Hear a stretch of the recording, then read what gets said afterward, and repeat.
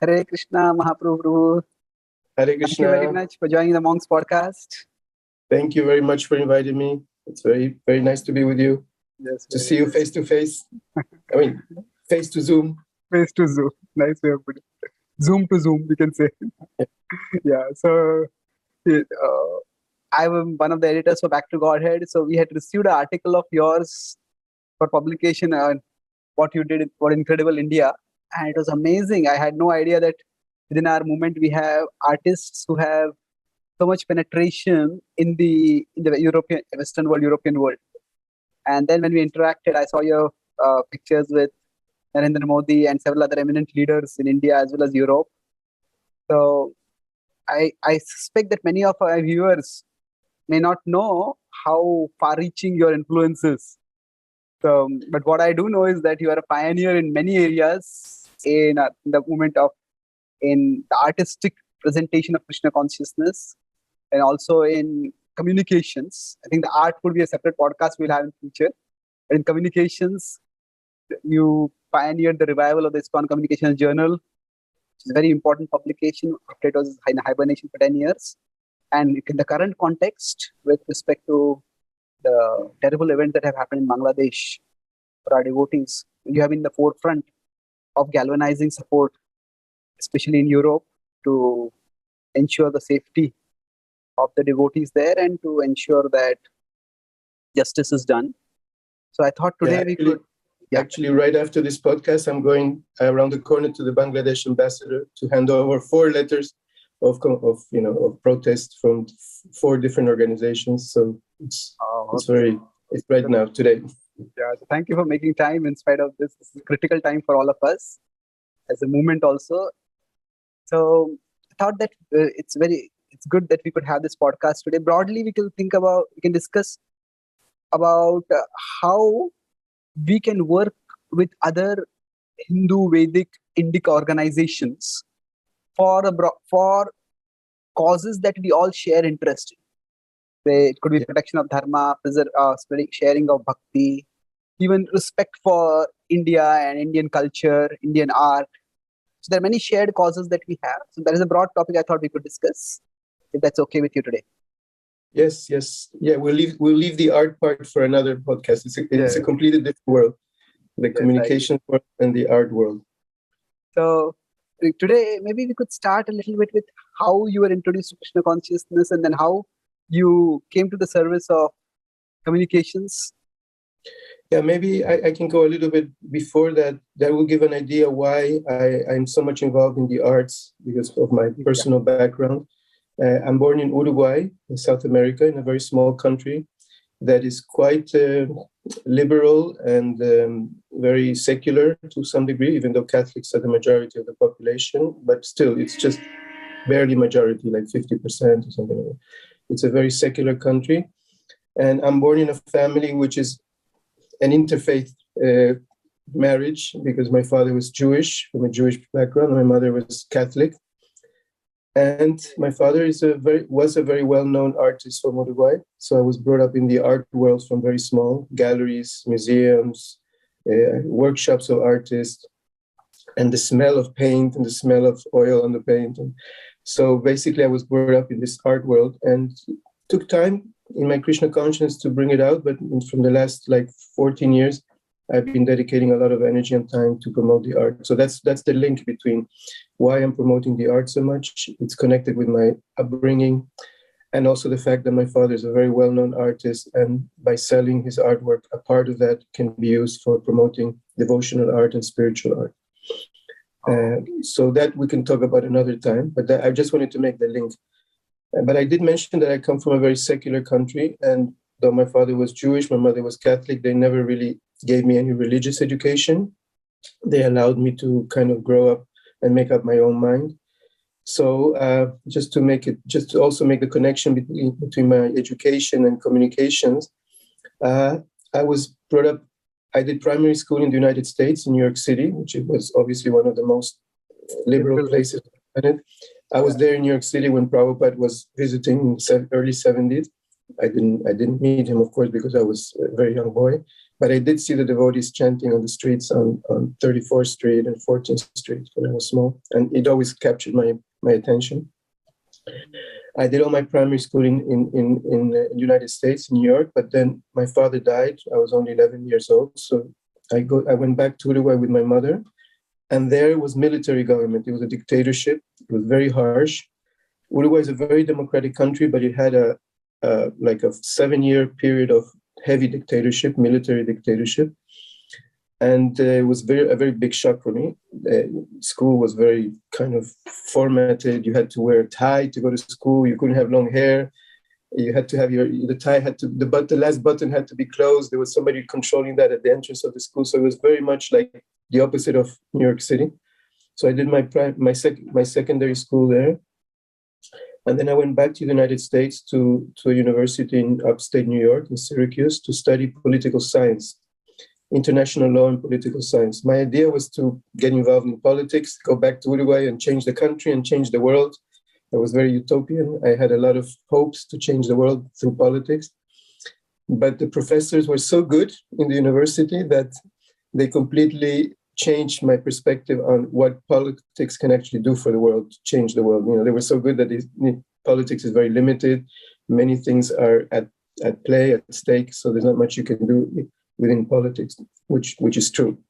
So then I kind of diverted my attention more inward, and I said, well, if I can't change the world, let me change myself. That's fascinating. So your political studies professors were good, and you're saying their goodness was that they pointed out the limitations of politics. That's fascinating. Yeah, they were so good. They were so good that they drove away all my utopian nature to change anything in Uruguay or the world. So then I saw that. Are you sorry if I'm not able to catch this? Are you being sarcastic that they're so good, or they presented history objectively? They were good. No, they were good in teaching how politics actually works. I was a little bit idealist. Oh. I was thinking politics had a bigger cause and plan, and whatever. I had much more idealistic idea of politics, but they were actually teaching real politics, international politics, and all that. So then I kind of changed my focus, and I said, if I can't change the world, I said, let me at least change myself. So then I became more interested in spirituality. And I was immediately attracted to the East, to Buddhism, Hinduism. And very, very, very quickly, in a question of weeks, I decided to go to India, drop my studies, the last semester of school. Sorry, just one minute. So what was it? Nothing in your upbringing seems to have connected you with India or the East. So what is nothing in my upbringing. It just came from inside, an attraction for the East, for Eastern. I was not attracted to Judaism or Christianity philosophically, let's say. But I was very attracted to Buddhism, impersonalism, and then later on to Vaishnavism. So I was definitely attracted to go to India. I felt that that's where the answers to my spiritual questions would be, and my spiritual path was taking me to India.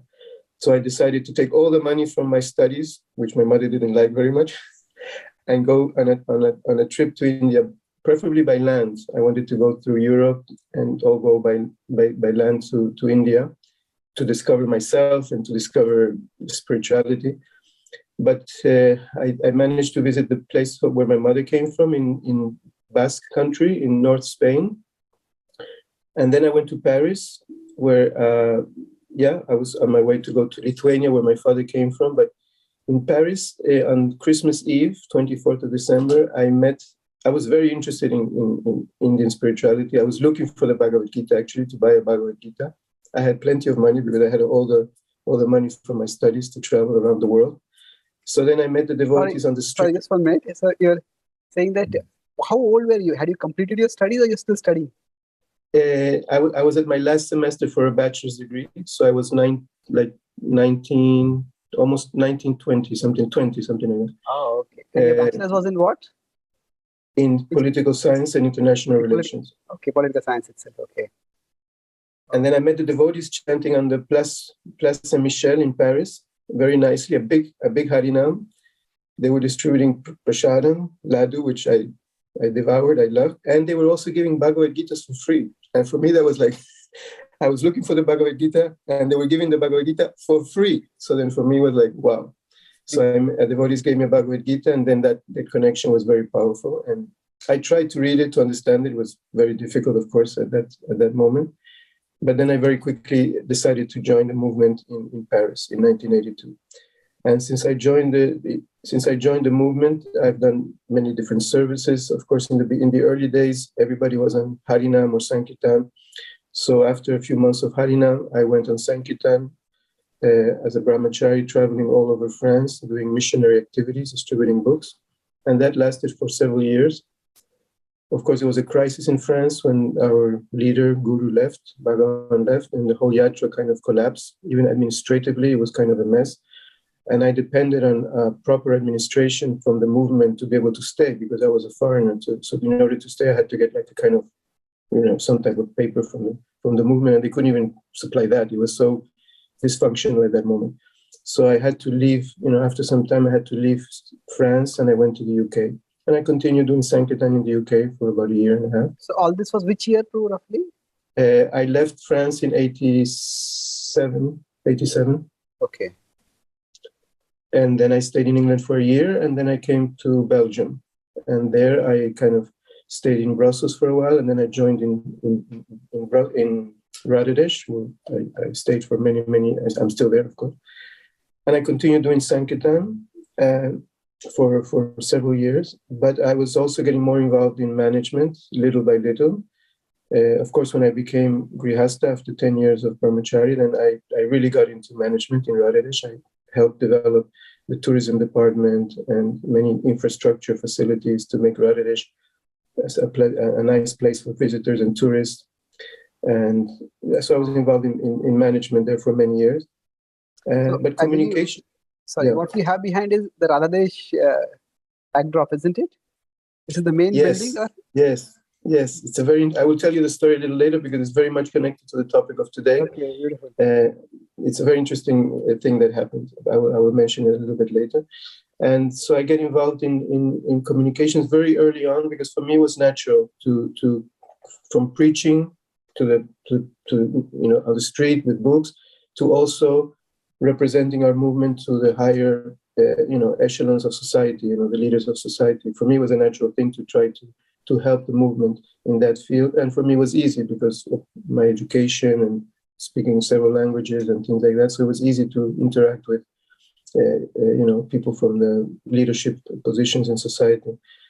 Plus, I saw the urgent need, because the movement in Europe, especially in France and in Belgium, had a very, very difficult time in the 80s and 90s because of the cult accusations that were going on in the media and with politicians. Our movement had a very, very difficult time in France, and still has, but it was very difficult in those days. And so the need to do communications was a question of survival, of existence, because we were being so heavily treated and accused by the media, anti-cult organizations, and governments. So for me, it was a natural thing to do communications. I always liked it, and I'm still doing it. It's something that I love to do. Yes, so you basically got into communication in 97, 98? You said after 10 years or a little later than that? Yes, I started around, let's say, committed to communication, the communications department in Belgium, 96, I would say, something like that. And then also in Europe with Shonaka Rishi, participating in conferences and being very motivated and interested in that.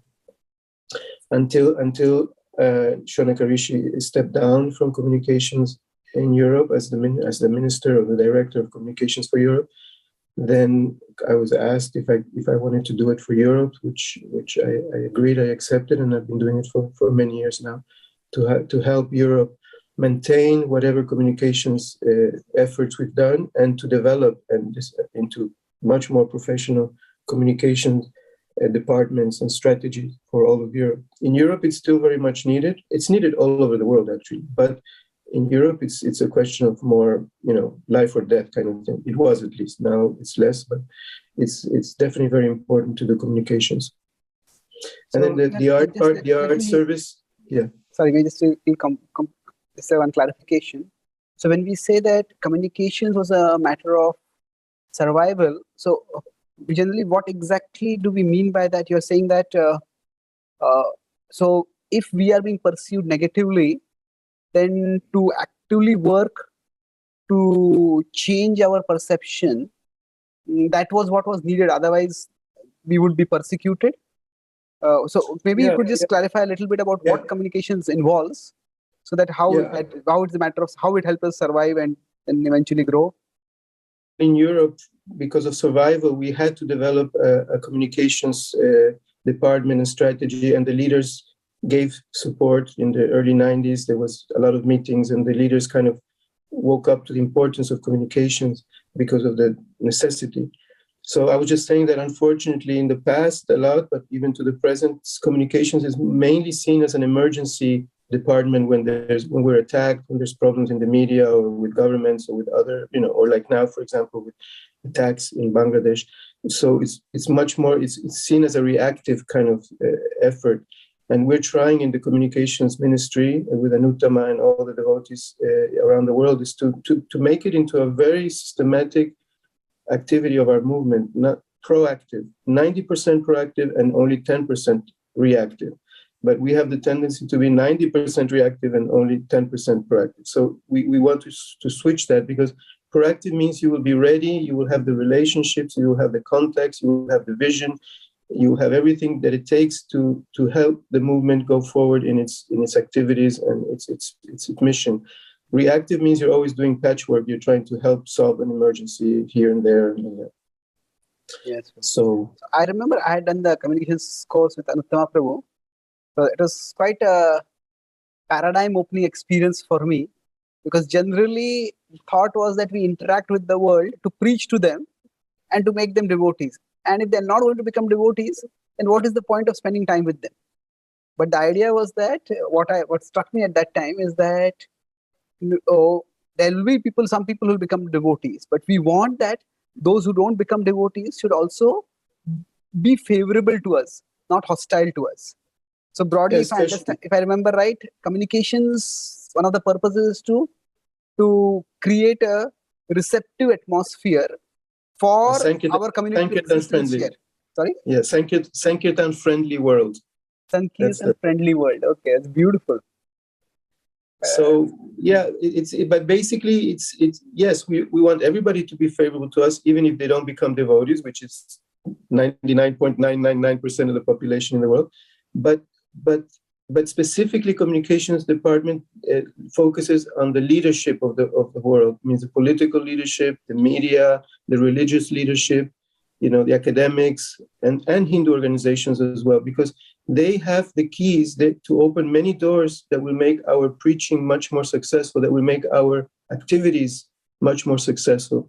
If governments close doors, if the media closes doors, if academics close doors, if all these leaders close doors because of perception or because of things that we have actually done, then makes our preaching much more difficult. So we need to have good relationship with these persons. They have to appreciate our message, our integrity, and that's what we're doing in communications. We're trying to build bridges and relationships with many, many different people and organizations that will help our what we're trying to do in the world, our mission. Oh, okay. So communications is not just, say, when we have some newsworthy events, we have some press conferences, have some reporters coming in and doing the coverage.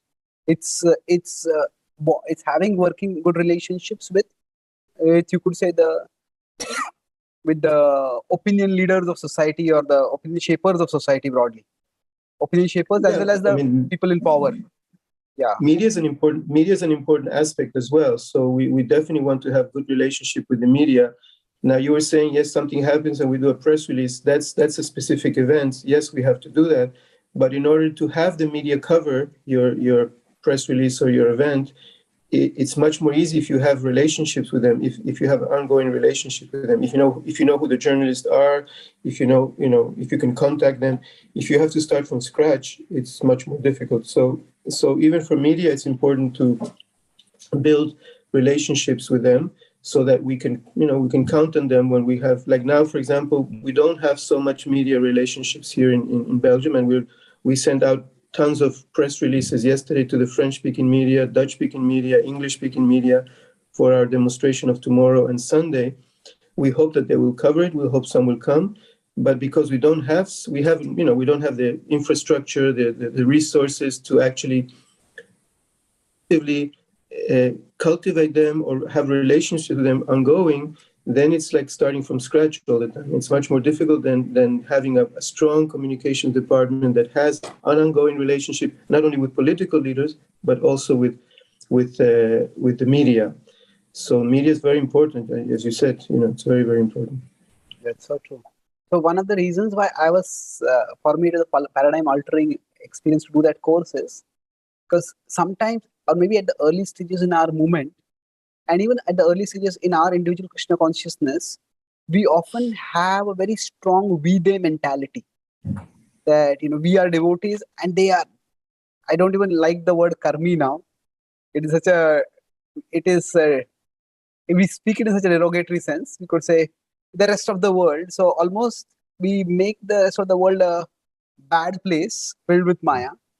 And then that's why communicating with them seems to be not only unnecessary, it can be seen as unsafe for our own bhakti and our own spirituality. So was this the idea of communications itself? Was it something which evolved based on devotees' experience? You said when you got involved, it was already moving, and Shana Krushi Pro was taking it forward. So did you also feel that did you go through that we-they mentality phase and then you had to outgrow it, or you never, because you had a liberal upbringing, that didn't happen for you? Well, this obviously in the very beginning when you join the movement, especially in the West, because it's a very radical change of culture. Our eating habits, our dressing habits, our cleanliness habit. So many habits we change drastically when we become devotees. Then there is a kind of like maybe a little bit fanatical phase or us and them kind of phase, because to distinguish that we are trying to become devotees and they are not trying to become devotees. So I think but it's a very simplistic approach. It's much more complex like that. First of all, we're not devotees. We're trying to become devotees. So devotees who think they're devotees. I was going to comment on that. It's very beautiful way of putting it. I think the devotees who think that they're devotees, they're not very well situated. We're trying to become devotees. It's a lifetime project.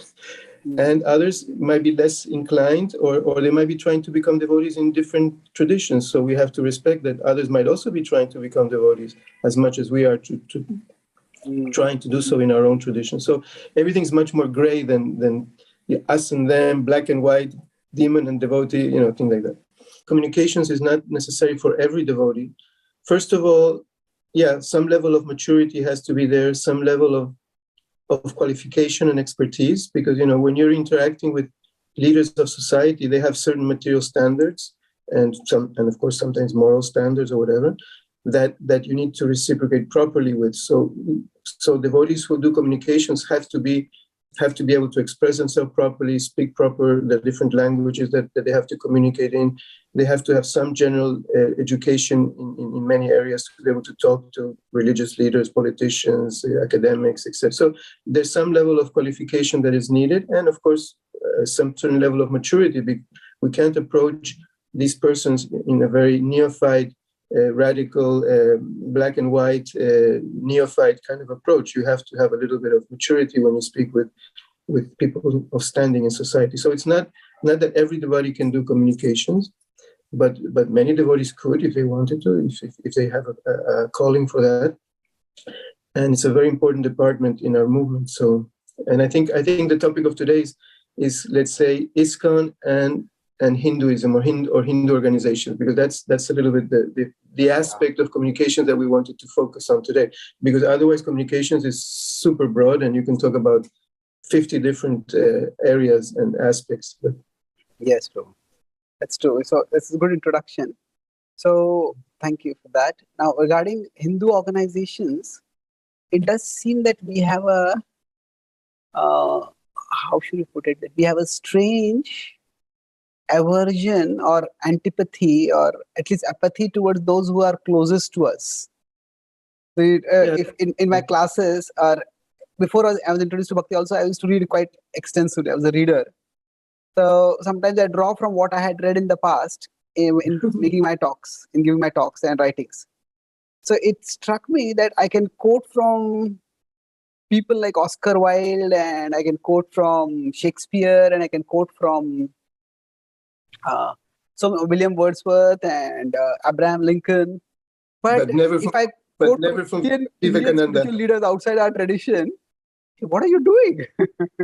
So it seemed a very strange thing to me when I thought about it. So it does seem that we have a lot of hesitation towards that. So it's not unique to us. It's not unique to ISKCON or Hindu organization. It happens with every religion. Many times within certain religions, the groups that are the most close to each other are the ones that have the most tensions, and sometimes, even wars, whatever, like in Christianity, the Catholics against the Protestants and things like that. So it's a common thing that sometimes when people are very close yet different, you have a lot of apprehension.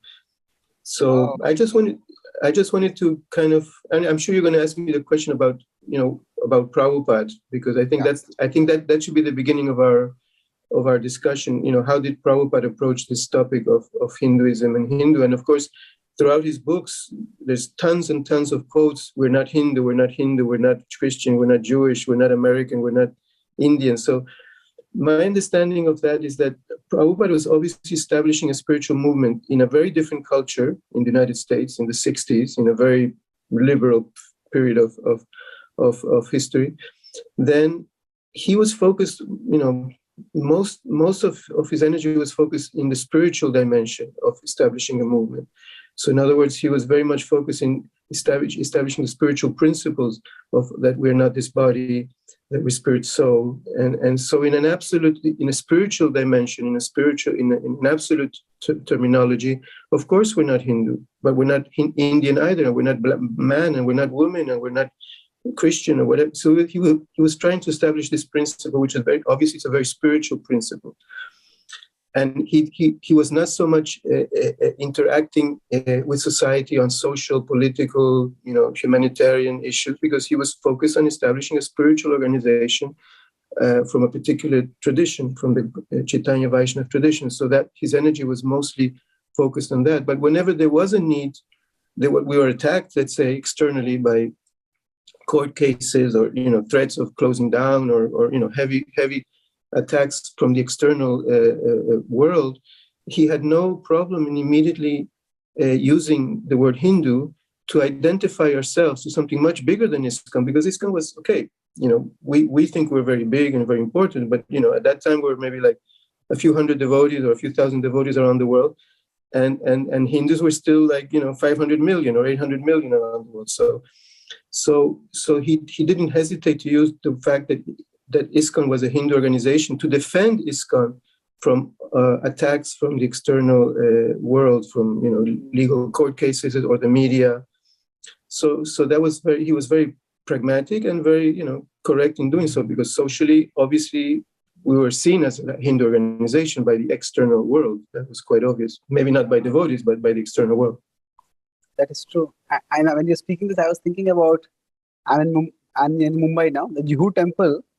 When it was attacked, the way we got saved when the one government officer had come to demolish that is that there's an influential local politician, Bal Thackeray, and one of the life members of ISKCON called him and he says, in your area, Hindu temple is being demolished. And his eye rose, how can a Hindu temple be demolished? So he wouldn't have cared much if, ISKCON temple would have been demolished. So he doesn't care for that so much. So I appreciate this point very much, that it's the transcendental. So this point that Prabhupada is focusing on the spiritual. So he is not, in that sense, rejecting everything else. He's focusing on a particular thing, but whenever other dimensions of reality are required to be recognized, he's ready to recognize that. Generally, I give another example for devotees who hesitate to say that we are not Hindus. I give another example that it is an offense to say that the Dham is in the material world and Vrindavan is a Dham. It's an offense to say that the Dham is in the material world and Vrindavan is a Dham. But yeah, it is in the spiritual world. But in the geography of the world, we are not going to put Vrindavan in China or Pakistan. It's going to be located in India. So similarly, Krishna consciousness is transcendental, but in the demographic classification of this world, we have to put it somewhere, and that will be put within Hinduism. So it's not something which. So yeah, obviously, on a transcendental level, on a pure devotional level, we're not Hindu, but we're not Vaishnavas either, because I don't think in the spiritual world you have different religions and different denominations, Gaudiya Vaishnavas and Ramanuja Vaishnavas and Madhva Vaishnavas. Everybody's a devotee. You might have different camps of different, gopis or manjaris or whatever, but you don't have different religions, because that's something from this material world, different paths, different spiritual traditions. So we have to be a little bit careful with whom we're talking about and at what level of discussion we're talking about. Most devotees jump too quickly to the highest platform, and they speak from that platform, a little bit artificially sometimes, to persons who are on this material platform, and they're talking about material issues that ISKCON is obviously involved with, because we're not aloof from this world. We are in this world. We have an organization. You ask, you might ask, what is the in our tradition about working with different organizations. And my reply to that would be, well, what reference do we have in our tradition of organizations like ISKCON? There aren't any references, because now in the present day, time, place, and circumstance, organizations are needed. And that's why Prabhupada created the International Society for Krishna Consciousness. If there was no need of an organization, we would just be Gaudiya Vaishnavas, like they've been Gaudiya Vaishnavas in India for hundreds of years, and Vaishnavas for thousands of years, without need of an international organization to manage the affairs of a spiritual movement. So times are different. Now we do need organizations. We do need advocacy. We do need to work with others. We're not isolated in the world. There are many groups, Hindus and non-Hindus, with whom we can cooperate, work together on many, many, many areas. So I think times are different now. Just one point, I was thinking that what you said about where is the precedent for organizations itself. So in many ways, we are in uncharted territory. And but having said that, I've been reading a little bit of Indian history, and I found that to large extent, South India was protected from, say, Islamic invasion, although some parts were invaded. So when I read about Indian history, it seems that, say, for the Advaitins and Dvaitins, Udupi and Sringeri, they're very opposed to each other. They're like I could say centuries of intellectual war practically. But when either of those places were, when either of those places were not Udupi necessarily, not Sringeri necessarily, but any of their associate holy places were ransacked by invaders, Islamic extremists at that time, then they would seek refuge elsewhere, and the nearest ashram happened to be of the opposite intellectual camp. They wouldn't reject them. So they would offer refuge and shelter and support. Of course, at that time, overall society was also pious. So in that sense, sadhus didn't have that much difficulty to subsist. Yeah. But in moments of crisis, then we see more the similarities as well, and we also can work together more easily. When things are fine, we focus on the differences and we argue and fight philosophically because we don't agree. But when when something is burning, then we might say, "Oh, let's work together, or let's see the commonalities. What things work. Dharma is common, and the belief of the soul in karma and reincarnation are common. So many things are common with that tradition that you were mentioning. So I think sometimes we have to be pragmatic in certain occasions. So just going back to an earlier point that you mentioned, that in general, it's not just unique to ISKCON. Most organizations have the biggest or some of the severest conflicts with those who are close to them. So, yes. So that could also be, I was thinking one reason is that maybe because both of them are catering to the overall the same people, and that's why they are in competition. In one sense, Protestants and Catholics, or even two denominations of Protestantism or two denominations of Hinduism, they are to some extent catering to the same audience. And in that sense, there will be some competition. The potential audience would be the same. And that is why Tamal Krishna Maharaj makes this point in his thesis on the Krishna theology. So he said sometimes the strength of Prabhupada's negative statements about some other Hindu organizations, the Hindu leaders are quite strong at times. But he says the strength of those negative statements was not based on how wrong those ideologies were, as much as how likely those ideologies were to take his potential followers away from Krishna, or his followers away from Krishna. So sometimes we may overemphasize some of Prabhupada's strong statements, and we may think that alone has to be the parameter for deciding how to function. But Prabhupada also respected other Hindu leaders, Vedic leaders, whatever you want, Hindu leaders, when he interacted with them. And I think Prabhupada was, as you said, we have to be pragmatic. Sometimes we focus too much on Prabhupada's transcendental teachings and neglect his pragmatism. Yeah, and yeah, times have changed. We have evolved, we have matured, we're much bigger, we're more interacting with the world. You know, things change, and ISKCON will be very different in 100 years from now and in 500 years from now. So to think that everything is going to be always the same is wrong. Things change, and our approach to things have to change sometimes. I'm not talking about the philosophical truths or the moral principles, but I'm talking about interacting with the world and issues happening around us. Now, I just wanted to go back to why is it so difficult sometimes for devotees to accept or say that we are Hindu. Maybe for Indians it might be a little different, because it might be more easy for Indians to accept culturally the word Hindu. But in the West, it's very difficult. I mean, I'm dealing with this constantly. Like, for example, just to give an example, I'm the executive director of the Hindu Forum of Belgium. And people of Asian origin, whether Indian or Bangladeshi or Afghanistani or Mauritius or Nepal or whatever, they don't have any problem to identify with the word Hindu or being Hindu. But any spiritual organization based on Vedic teachings, spiritual practices, who are mostly practiced by Westerners, they have a big problem with identifying with the word Hindu. So we had to make a subtitle of the organization to a platform for Vedic spiritual traditions, so that they feel a little bit more comfortable. Because the word Hindu, that's what I wanted to kind of say now. Why we so many times say we're not Hindu is because the word Hindu has been identified with certain things that we don't really agree with. So I wrote a little document which is quite interesting, very basic things that we can refer to when devotees say we are Hindu, we're not Hindu. So my answer to that is, if you ask the question, is ISKCON a Hindu organization? I would say yes and no, depending what you mean by Hindu, because depending on what you mean by Hindu, that's when we say yes or no. So I would say first the yes parts. If you mean by Hindu a family of Vedic spiritual traditions, yes, ISKCON is a Hindu organization. If you mean by Hindu a spiritual organization influenced by Indian culture, of course we're a Hindu organization. We have so much Indian culture in our movement.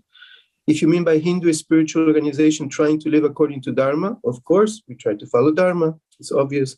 If you mean by Hindu a spiritual organization accepting the Bhagavad Gita as authoritative, of course we're Hindu.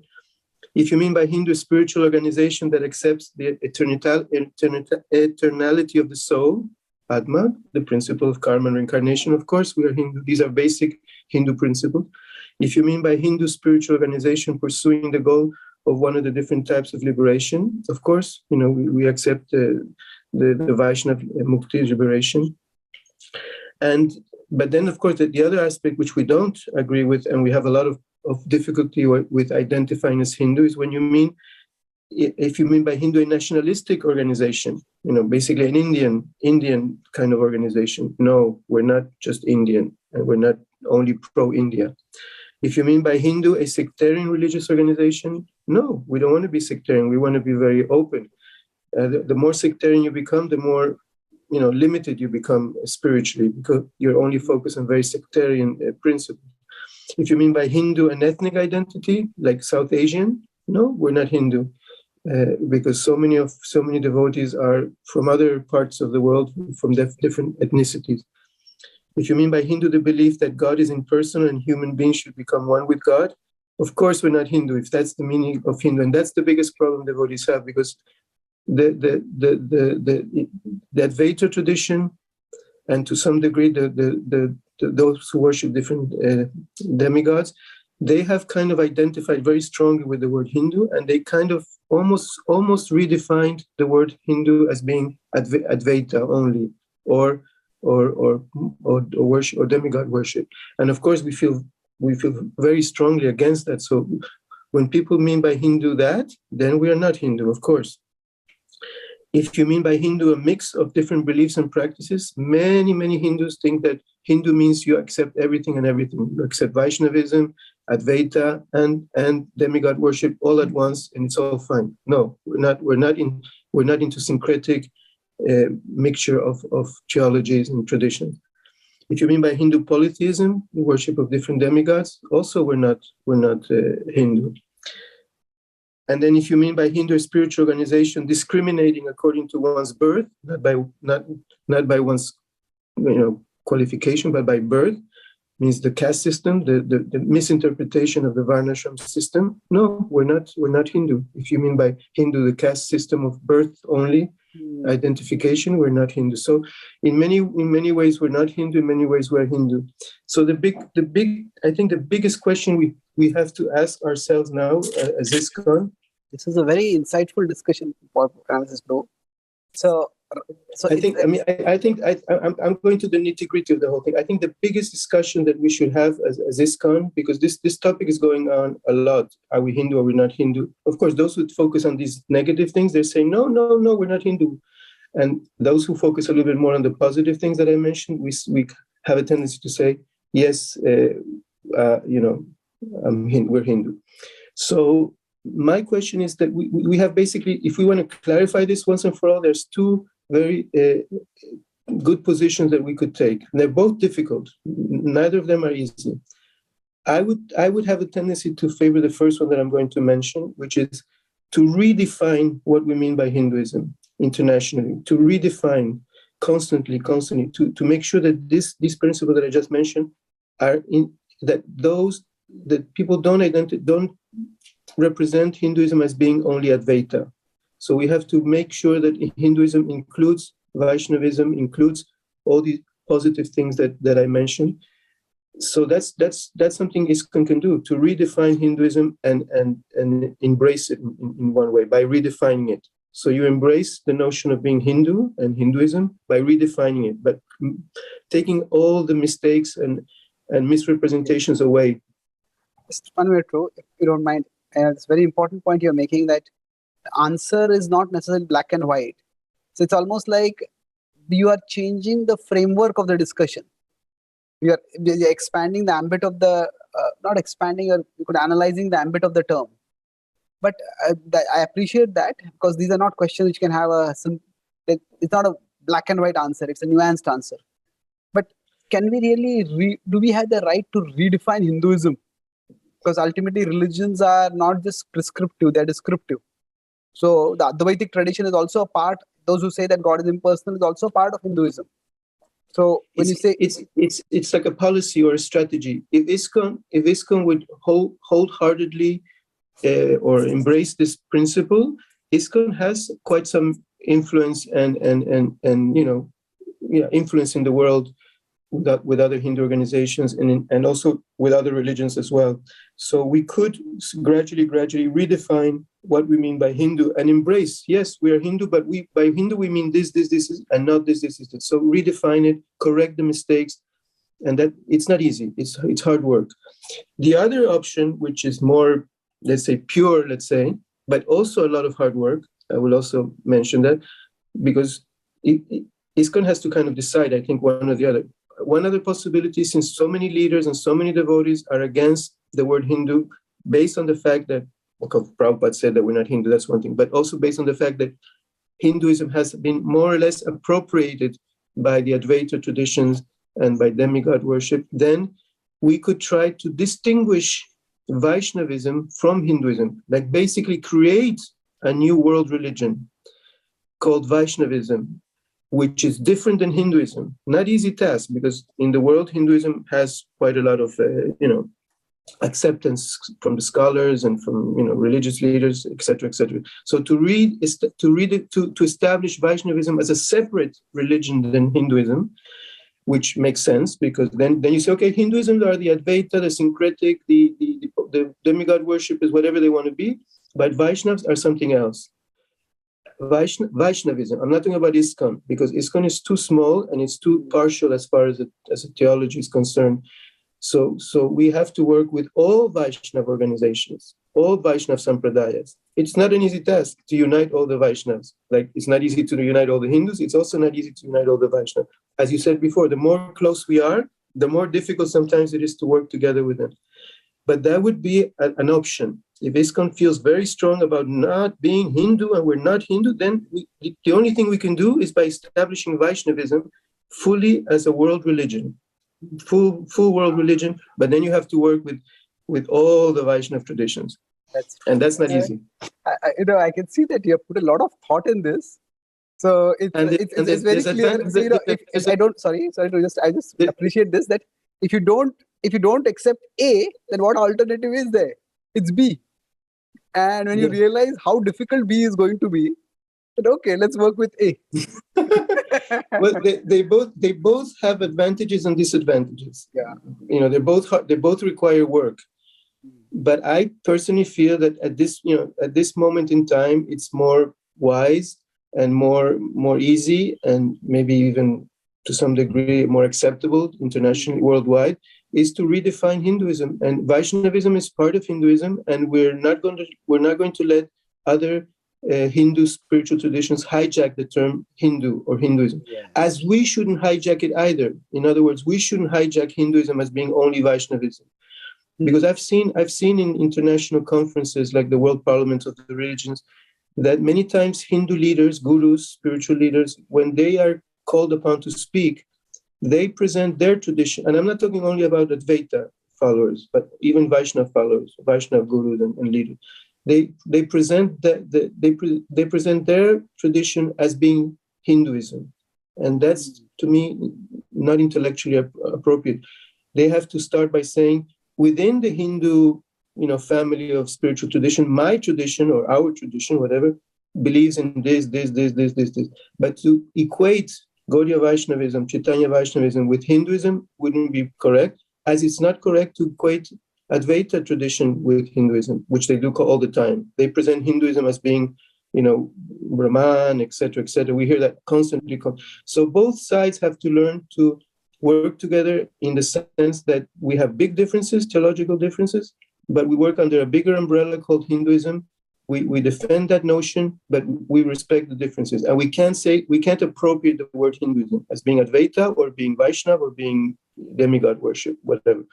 That requires intellectual honesty, and doing the right thing, and cooperating on a practical level with organizations that are philosophically different. Because I always tell when I do guided tours in Radesh, I say sometimes for us it's more easy to have interfaith dialogue with monotheistic traditions from the West than it is to have interfaith dialogue with Advaita traditions or polytheistic traditions in India.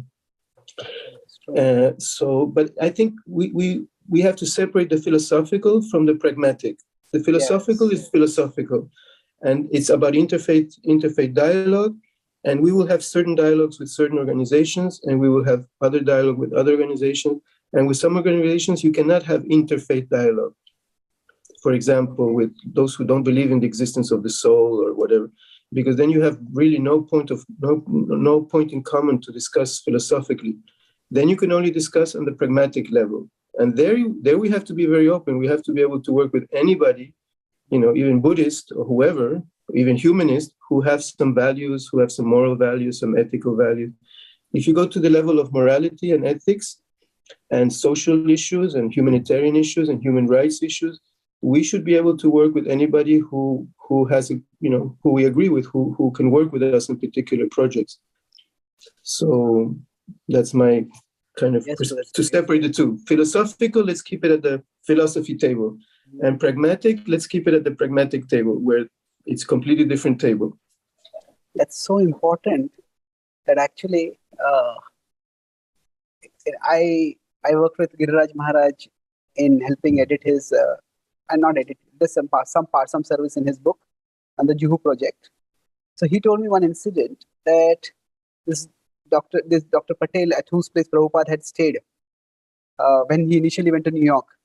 He's a yoga teacher. Dr. Mishra, Mhm. not Patel, Mishra. Mishra. Sorry, Mishra Yoga Studio. So after many years, he came to meet Prabhupada, and Prabhupada had lunch with him, and they had a very cordial conversation. And then Giriraj Maharaj, he was, I think, serving Prabhupada at that time. He asked, Prabhupada, but isn't he a Mayavadi? And Prabhupada said, philosophically, we argue like anything, but culturally, we are friends. Culturally, we are friends. So that's amazing. On a pragmatic level, he helped Prabhupada, and Prabhupada appreciated very much what he did for him. On a philosophical level, he was willing to, have a good fight. So, we have to be able to distinguish the two: philosophical differences, and pragmatic and cultural similarities. Pragmatic means it doesn't even have to be cultural. It just could be like a particular issue, a humanitarian issue, human rights issue, ethical issue. We might agree with some organizations that are, propagating certain issues that have nothing to do with culture. It's just that's what they believe in. Maybe vegetarianism. For example, I think a lot of the vegan movement, there's not much religiosity directly in it, but they are promoting elevation of human consciousness by stopping the eating of meat, or at least decreasing it substantially. Mm-hmm. So that's a big topic also that we have in our communications field. Yeah, I agree. ISKCON and veganism. It's a huge topic, but the reality is that in the West, veganism is growing much faster than vegetarianism, much faster. And you find now labels, for example, of products, food products, you rarely see vegetarian. In the UK, you do, because there's a lot of Hindus and they're mostly vegetarian. I mean, they like to hear the word vegetarian. But in the rest of Europe and America, it's vegan. People are becoming vegan, and you have tons and tons and tons of products which are vegan labeled in the supermarket. Tons. I mean, you go to a supermarket and you find tons of products which are vegan. You rarely find a vegetarian label. It almost doesn't exist. So they're really spreading and doing a lot of work. So if we want to preserve the lacto-vegetarian diet that Prabhupada and our tradition, embraced, we have a lot of work to do to create some alternatives to veganism. Otherwise, we will, beside the deities, we will have to probably become vegan as well. Most of us. Okay, that's a significant challenge. I think that's a whole big subject. But I was just giving an example of where we may share values, and where we can at least think of they're decreasing animal slaughter, and that is something which we appreciate. So that's true. So Prabhu, it's understood at one level, especially when danger comes, that we need to work together. So you mentioned earlier that you are the executive director of the Hindu Forum. So maybe you can share some of the activities that you have done with other Hindu activities. I think intellectually, or rather based in terms of tradition or precedents, I think we have established reasonably enough that this is important. So what are some of the things which we were able to achieve by working with other Hindu organizations that we were not able to achieve? Okay, so that's what. So yeah, so basically, it's on pragmatic issues or social issues, organizational aspect, human rights issues. All these things we can work together with other Hindu organizations very easily. I mean, very easily. We can do it. For example, in Belgium, the government recognizes religions and gives money for the priests, maintains the places of worship for renovations, gives education in schools on religions that are recognized. You have time for public television and radio. You can be a chaplain in the hospitals, prisons, and military. So the government gives hundreds and almost €1 billion of money to religions, supporting of recognized religions. And basically, of course, ISKCON is not a recognized religion, and Hindus are not a recognized religion. Buddhists also not recognized. Basically, there's many non-recognized religions. So there was no way. Hold on. This is in Belgium. You're talking about Belgium. Hinduism is not a recognized religion, and Buddhism also? No, in Belgium, the recognized religions are historically the Catholics, the Protestants, the Jewish, and the Anglicans, because of the King of England. There's not so many Anglicans in Belgium, but because the King of Belgium was related to the King of England, they got Anglicans recognized early on in the 19th century. In this 20th century, the Muslims got recognition in 1974, mainly because of a crisis, the oil crisis. The the king of Saudi Arabia kind of put pressure on Belgium and say, look, if you want to get our oil, you have to recognize Islam, and you have to build a big mosque. You have to allow us to build a big mosque in Brussels, which they did, a beautiful mosque in the center of Brussels. So, and then later the Orthodox got recognition, and then later the humanists. Humanists are a very big group in Belgium, the like secular humanist traditions. And they are then more recognized as a religion. Yeah, they get all these benefits. And it's not just about the benefits, which are very big, but it's also the moral aspect of it. You know, when you're recognized, you're considered good. You're considered you're contributing to society. You're like a first-class citizen, whatever. If you're not recognized in Belgium, it's not very good, because they did in 1997 they did a report on cults, and there's like 189 organizations which were put in that list of cults. ISKCON was one of them, and many others, of course, that were not recognized. So in Belgium, it was very black and white. It was either you're recognized and you get all the credit and recognition and money and everything, or you're a cult and you're bad and dangerous and et cetera, et cetera, et cetera. So we thought in the early days when we were putting that list, there's no use to fight that what the government did. We have to try to become recognized, and there's no way we would become recognized as ISKCON. Not just because we're small, but because the Belgian government has made it very clear that they do not recognize specific denominations. They force the Protestants to work together. They force the Muslims to work together. They force the Jewish to work together. They force the Buddhists to work together. They have to have a common platform, even if they have very different denominations and organizations like that. That's the policy of the Belgian government. So from a policy point of view, and also from a pragmatic point of view, because ISKCON is not that big in Belgium, it's maybe 800 to 1,000 persons who practice Krishna consciousness or who are sympathetic to Krishna consciousness, while there's 25,000 Hindus in Belgium. So it's a difference of 1 to 25. So from a pragmatic and from a policy from the government point of view, we said, well, we have to work together with the Hindus. So we did. We started in 2007, the Hindu Forum of Belgium, and ISKCON played a leadership role, because, and that's what I will speak a little bit about later about the situation which is happening now in Bangladesh. ISKCON can play a leadership role because we have certain qualifications, certain assets that Hindus sometimes lack, and we can help them. And Hindus have certain assets and qualifications that we don't have that can help us. So if we work together nicely, which is, I'm not saying it's easy, but it's always a challenge, but we can get mutual benefit. So in Belgium, we decided to work together. We created the Hindu Forum. There's 12 different organizations. 4 are ISKCON and 8 are non-ISKCON. So, but ISKCON has a leadership role, clearly. Oh, okay. Sorry, so when you say that, and I just find it almost revolting with a strong word. How dare any state government not recognize an ancient religion? We have the 4th biggest religion in the world, if not third probably. Third biggest religion in the world. And there are over 1 billion people following it, more than 1 billion, you would say. So, what criteria does the government use for deciding that somebody not? I know China doesn't recognize Hinduism, but I thought it is like that their authoritarian kind of streak. Are there many countries in the world which don't recognize Hinduism as a religion? Well, it depends what you mean by the word recognized. First of all, in Belgium, there's the freedom of worships in the Constitution and the European fundamental rights. So anybody can worship in Belgium. That's why ISKCON exists. We have a non-profit organization. We can exist. And there's the Baha'is, and there's the Buddhists, and there's the Jains, and there's the Sikhs, and there's the Jehovah's Witnesses, and many other organizations. They can exist. So you can worship. But to get a recognition means more than just we recognize you. In Belgium, recognition means you have access to public funds. You have access to many facilities, which they don't give so easily.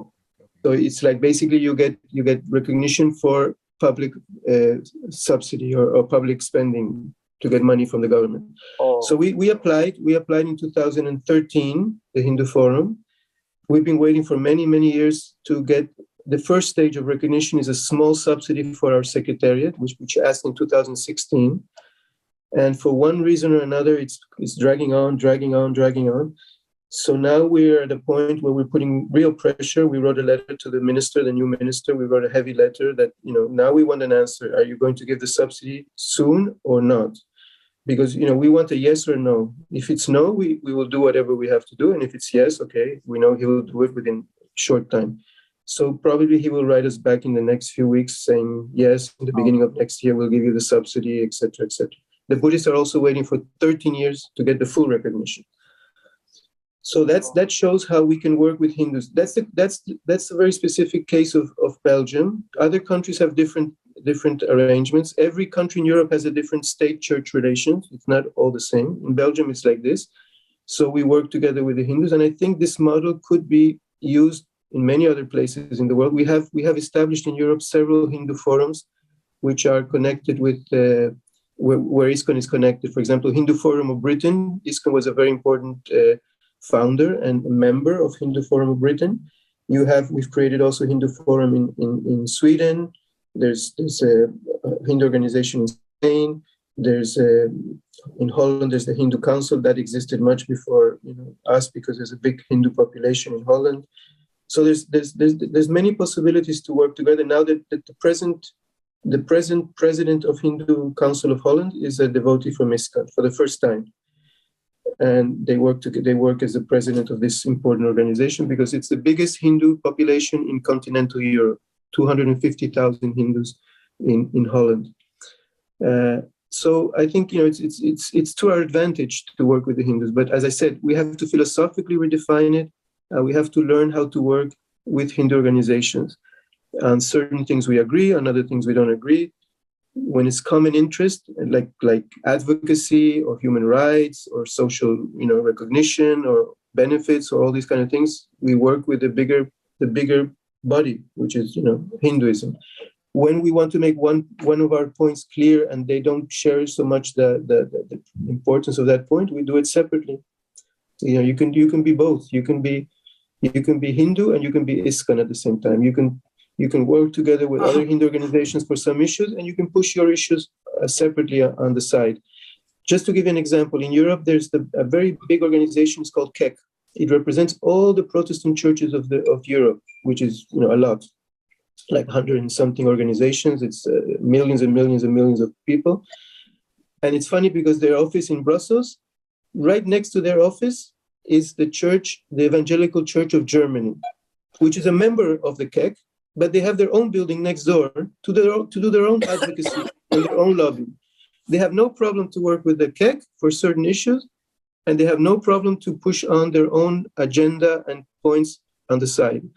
So I think ISKCON has to learn from that we have to learn how to be able to work full-heartedly with Hindu organizations in certain umbrella organizations and platforms, and also do our own advocacy separately. It's not one or the other. It's one and the other. That's my point. It's not black and white. That's beautiful. It's not gray either.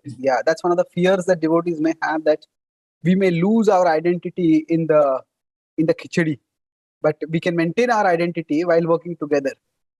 So I think the faith that we've come out of our younger phase, and we should feel that we're mature enough to be who we are, represent what we represent, and at the same time work with others for common issues, even for our own benefit, but also for common issues. I think we have to come out of that kind of isolationist and fearful of this, fearful of that. I think you can be ISKCON and be also a very important leader in the Hindu platforms, Hindu umbrella organizations. You can be both, no problem. Okay, so you mentioned 3-4 things what we can work with is advocacy, human rights. So I do remember that when our manor was under threat, it was a lot of Hindus came together. I believe that time in the manor was the biggest Hindu temple in UK. So we worked together. So that is one example of we being protected. So what is required? Go ahead. We would have never been able to save the manor if it was not for the help of the Hindus. I mean, the UK has been able to work with Hindus, and that's why they're so successful. Otherwise, if they would have completely disconnected themselves from the Hindu community, ISKCON, I don't even know if they would be around, but they might be around, but very, very, very different than what we know it today. Much, much, much less influential, much, much less established than what the ISKCON UK is now.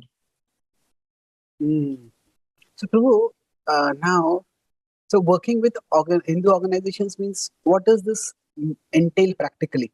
So, do we, say, for example, go to their centers and bow down to their deities, or how do we deal with people whose ideologies are different? So, do we go for their festivals, or what does it mean? You're bringing again the spiritual side, because I understand you're fully absorbed in spirituality. You're a monk. You're a full-on preacher. So you're more focused on the spirituality.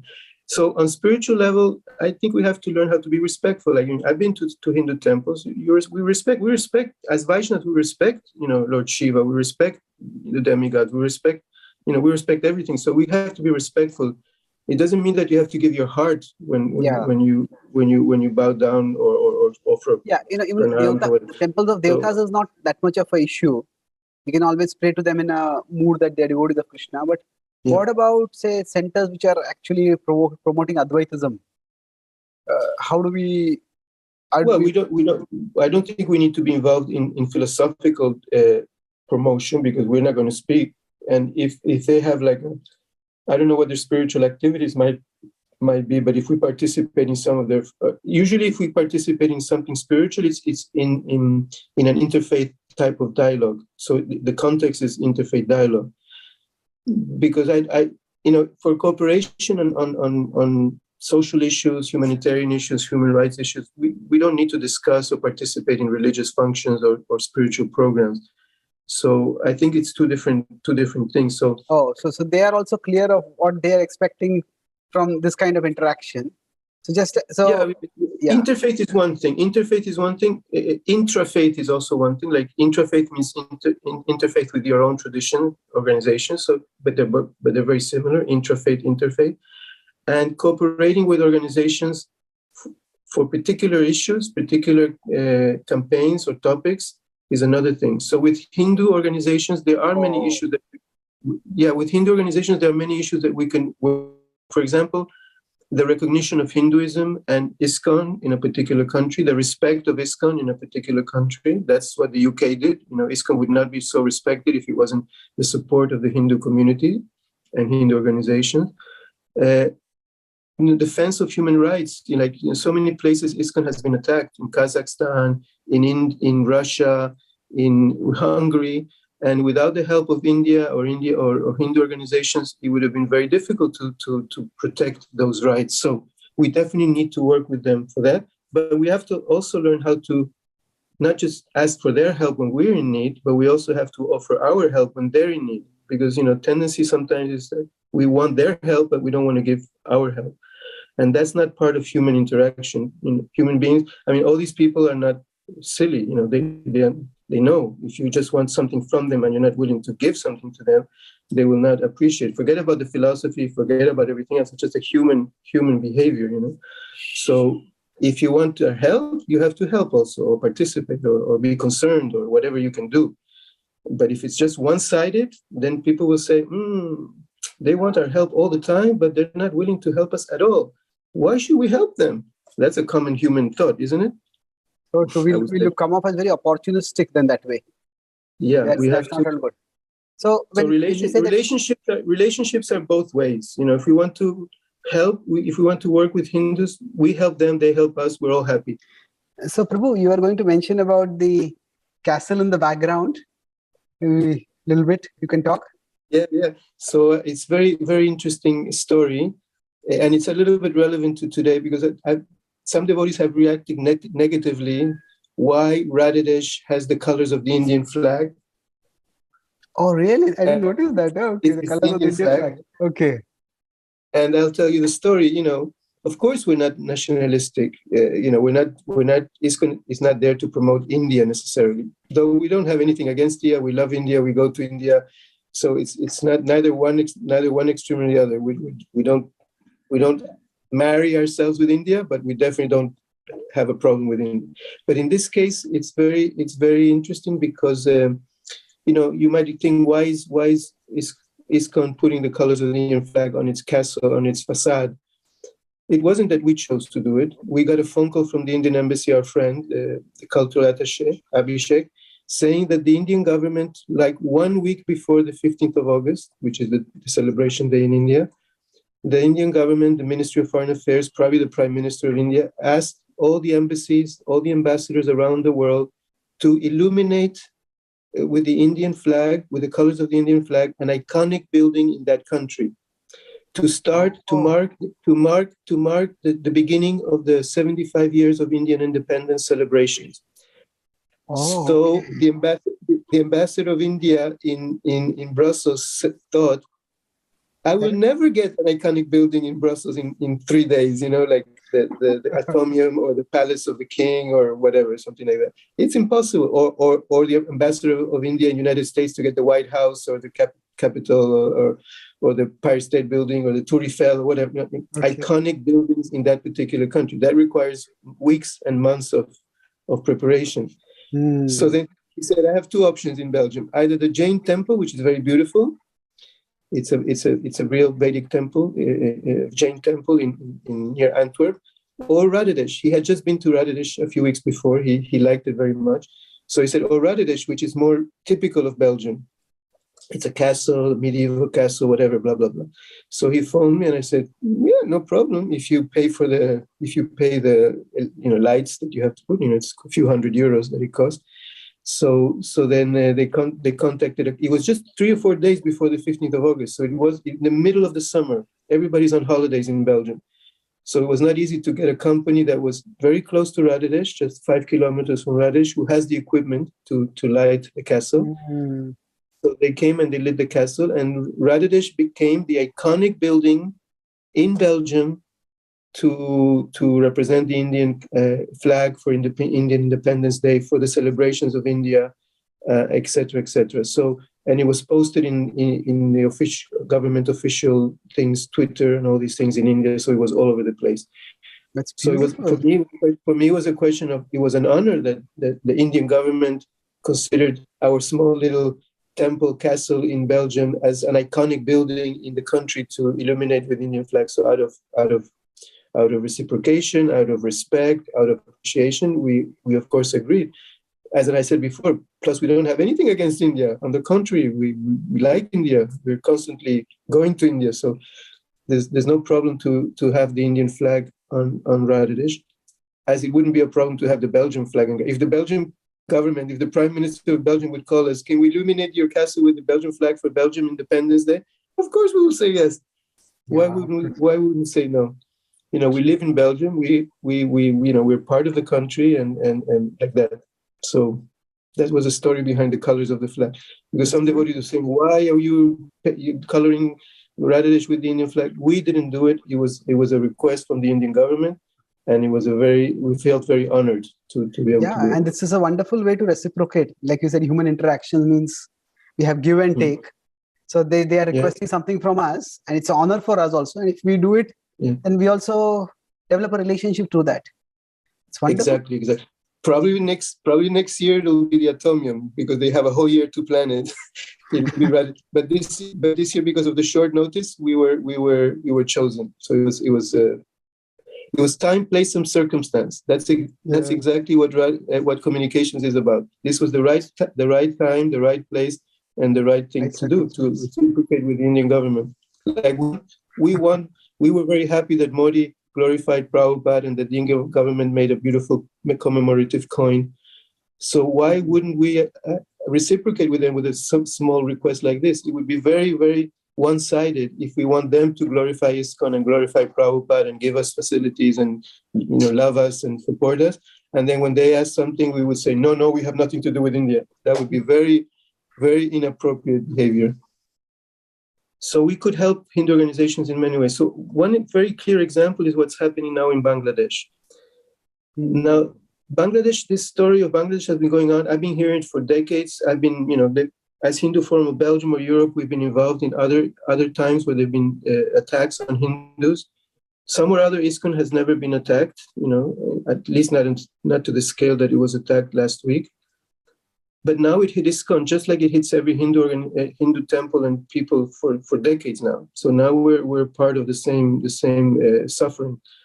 So for me, it was a golden opportunity to since ISKCON became aware and conscious of what happened, how horrible it is, the situation in Bangladesh, not just for us but for others as well. It was a golden opportunity to try to work together with Hindus. Of course, when these things happen, everything goes very fast, so you don't have much time for planning and all that. But I did develop a plan, which was plan to put maximum pressure on Bangladesh, which would have two steps. One step was immediate, which was related to the demonstrations and the letters that had to be given and all that, to really work together with wherever there were Hindu umbrella organizations. ISKCON should put all the energy to work with them, to write letters, meet the ambassadors, do demonstrations together on a common day or similar days, let's say. And then a second step is to put real pressure on the Bangladesh government to do what they have to do as a government. One of their first duties is to protect its citizens, especially its minorities. So they're not doing that for decades. And so it's time now that we put real pressure on Bangladesh to do what they have to do. So this was a golden opportunity to really work with Hindu organizations on a big level to really change what's happening in Bangladesh, or at least try to change, at least try to do the needful to try to change. Because we're not, it didn't happen only to ISKCON, it's been happening to Hindus for decades now. And I think we have to learn how to, the same way as we're suffering in pain for what happened to our temple and to our devotees, we have to also feel some pain for those Hindus who are suffering and try to help them on a bigger scale, because it's been going on for decades. Nothing has really changed in Bangladesh. It's just like a broken record. It keeps happening every few months or every year or two or whatever. So, Prabhu, so what you are saying is that we've been quite candid over here that this particular incident in Bangladesh is not just one-off. Maybe this hit us, but if you consider the population of Bangladesh, Hindu population at the time of Indian independence, at the time of its own independence from Pakistan, and now there's been a huge, significant demographic decrease. And that's because of various reasons. It's not just killing, but it's also just things were so bad that people immigrated, or many were forcibly converted, especially the incidents. I talked with some Bangladeshi devotees, and devotees didn't experience this, but they know about Hindus. Sometimes girls get abducted and then they're forced to marry with the abductor and the rapist, and then they become like a second or third wife of in a Muslim family. And then all the children become Muslims. So it has been going on for decades, actually, what you said. Yeah, it's actually a tragedy. It's a tragedy. It's basically like a genocide, but done in a different way. It's done gradually, without much awareness of the world, the Western world, and I can tell you frankly that Western politicians, Western organizations, even Western media, Western human rights organizations, they are very, very little aware of what's happening to Hindus in Bangladesh. Very little. Mainly because the human rights. This brings us to another issue, which is I've been analyzing a lot for many years. Of course, on the one hand, Hindus have a tendency to not be able to work together because of these philosophical differences or whatever differences. They can't get together on pragmatic issues. So the lack of unity and cooperation to work together is not just us. It's common with many other Hindu organizations. That's one big problem. And another big problem is funding. Sorry, funding. Yeah, please come. Yeah. Sorry, so you're saying that it's not just ISKCON, huh? Other Hindu organizations also don't want to work with each other? We yes, well, to a great extent, yes. Otherwise, if the Hindus would be very united without ISKCON, they would be doing much better on certain advocacy issues than they are doing now. So I think ISKCON could help to unite them, could help to give them leadership.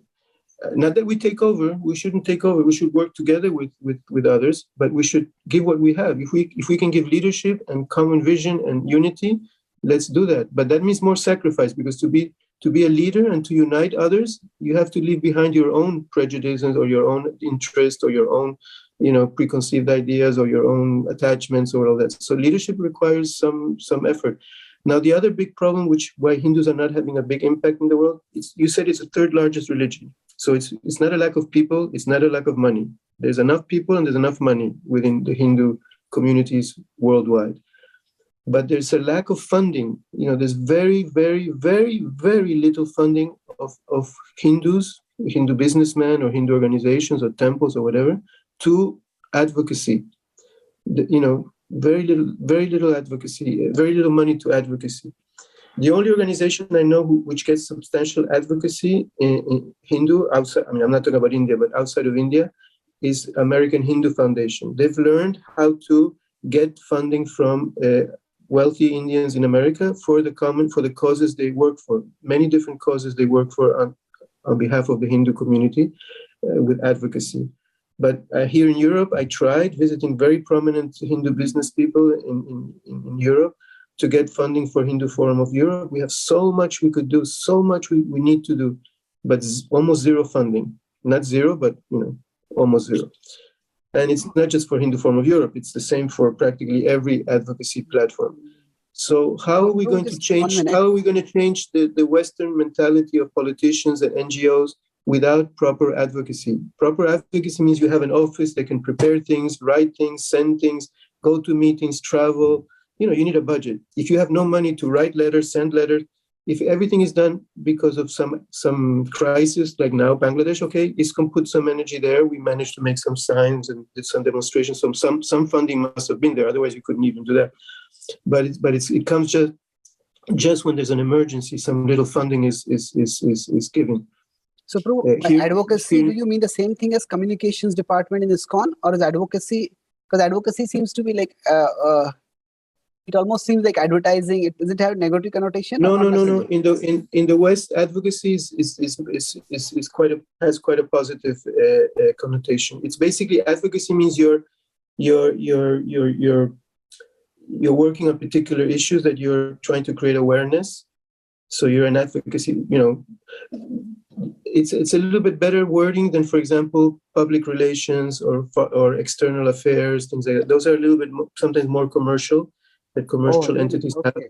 So advocacy is more for humanitarian, religious, social organizations that are trying to promote certain things.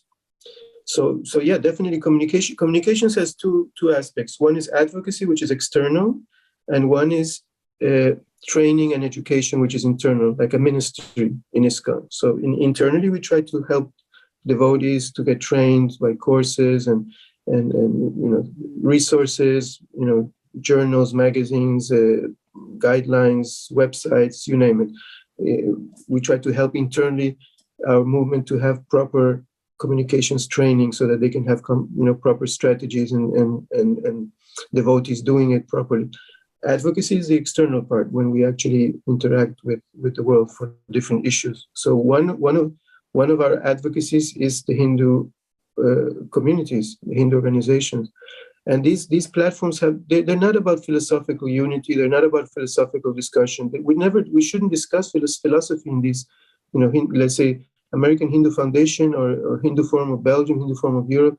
We don't discuss these things. These are religious affairs from the different organizations that you belong to. If they want to have interfaith dialogue amongst themselves, it's a whole different ballgame than advocacy.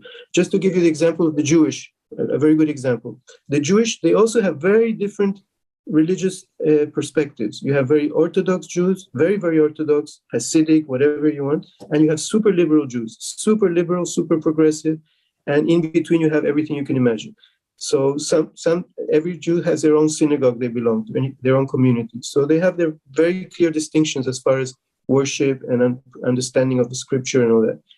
But when it comes for community purposes, they unite like anything. For religious, they don't agree, and they don't agree, and they don't agree. Simple as that.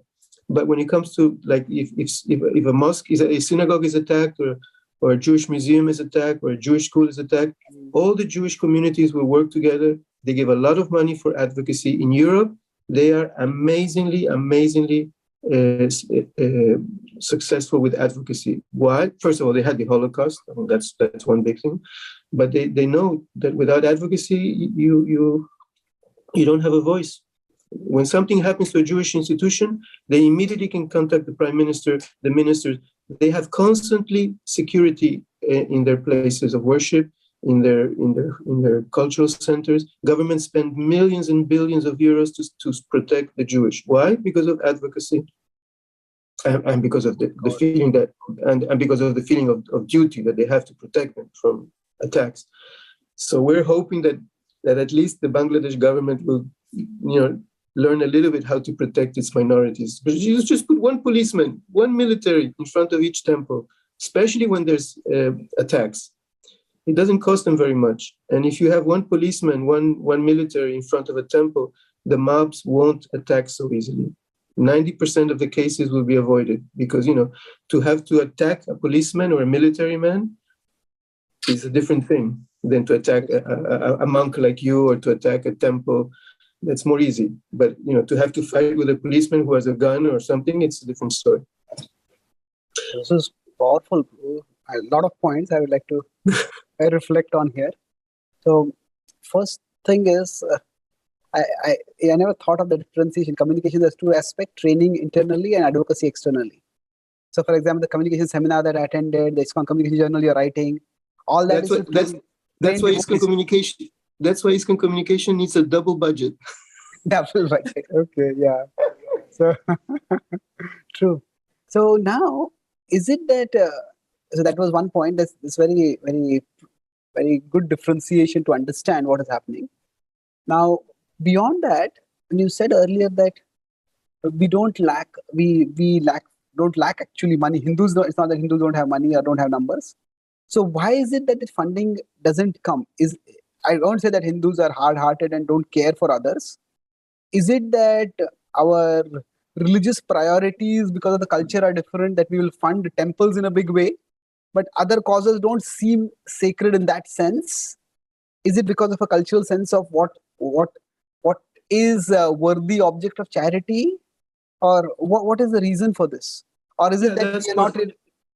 Or is it that we are not yet recognized that we live in a hostile world where if we don't do these things, we will be in trouble? Is it like obliviousness, or is it what are your reasons? Understanding of the reasons for this? I think both. I think the Hindus are quite pious people, and they obviously have a tradition of supporting temples and sometimes humanitarian causes, but mostly temples. Many times the temples do the humanitarian causes, especially in India. So that tradition is very much there. Now, the tradition of advocacy it's a Western, it's a modern thing. It's just like these organizations, just like ISKCON itself. Tradition, it's not part of our tradition to have an international organization, institution. This is a modern phenomenon. So the advocacy is a modern phenomenon, and governments, international institutions, media reciprocate with good advocacy. If you have no advocacy, you're just not even in the radar screen. It's not that they're even against you. They don't know about you, and if they don't know about you, they don't care about you because they don't know.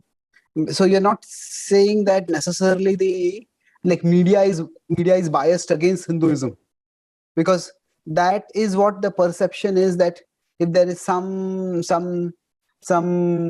attack against Muslims or some attack against Christians, there is so much media coverage of that. I cannot say if people are more or less biased, but I can definitely say it's not the main reason why it's not that the worlds are against the Hindus. Forget it. That's not true. It's not true. Western media, Western governments are not anti-Hindu. That's not that. They're not pro-Hindu. They're not anti-Hindu. They're just not aware. They're not aware of the things because the systematic advocacy has not been happening. Like I send this report that I send you. I send it to some friends here. I went to meet them, and none of them knew about how horrible the things are in Bangladesh. None of them knew. Or they vaguely knew something vaguely, but nothing substantial. Why? Because we're not united, we don't have funding, and we don't do it systematically. Like now we did all the demonstrations, which is fine. Like we're doing one tomorrow, we do one on Sunday. So the moment of demonstrations is coming to an end. Let's say in 1 week or 10 days, it's finished because it happened in the past, so it's finished. But now a systematic campaign should start, from a worldwide campaign should start to pressurize Bangladesh to do what we're asking them to do. And if they don't do, threaten them with sanctions or threaten them with lack of cooperation. One devotee found out from a politician in the UK that the UK gives, I don't know, 600 or 800 million pounds or something per year, just as aid, just help, not business or loans or anything like that, just to help Bangladesh. So the Western governments, institutions, the EU, United Kingdom, United States, Canada, Australia, New Zealand, you name it, those countries that are meant to care about human rights, they could put pressure on Bangladesh and say, look, it's your duty as a government to protect your citizens, your minorities. And if you can't even do that, then why should we have business with you? I mean, it's a basic thing. It's a basic thing. Every country in the world has to protect its citizens. And every citizen should feel safe in his country, that he's not going to be mobbed or attacked.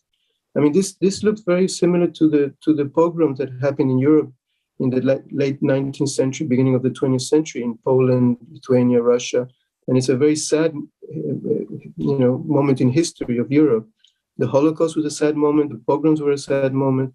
What's happening in Bangladesh is a sad moment, but we have to create awareness. If we don't create awareness, then nobody will know, or very few people will know.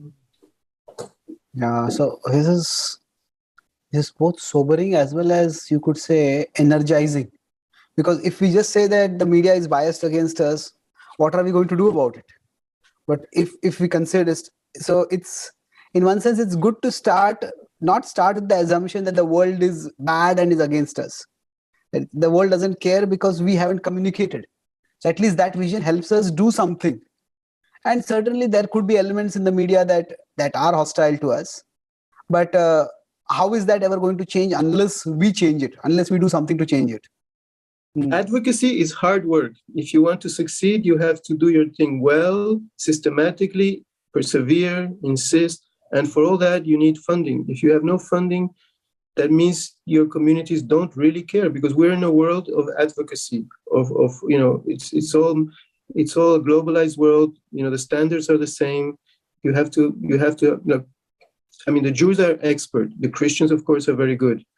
Even the Buddhists are very organized in that. They had quite some success, I heard, in regards to things that happened in Bangladesh. We have to learn. We have to learn from our Jewish brothers, from our Christian brothers, from whoever. Advocacy is very important.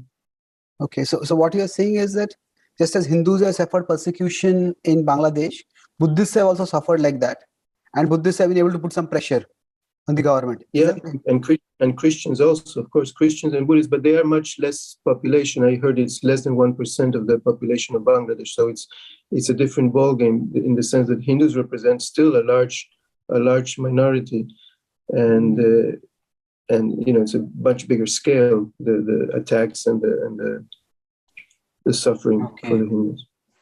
So now is what you told earlier about. So you said that your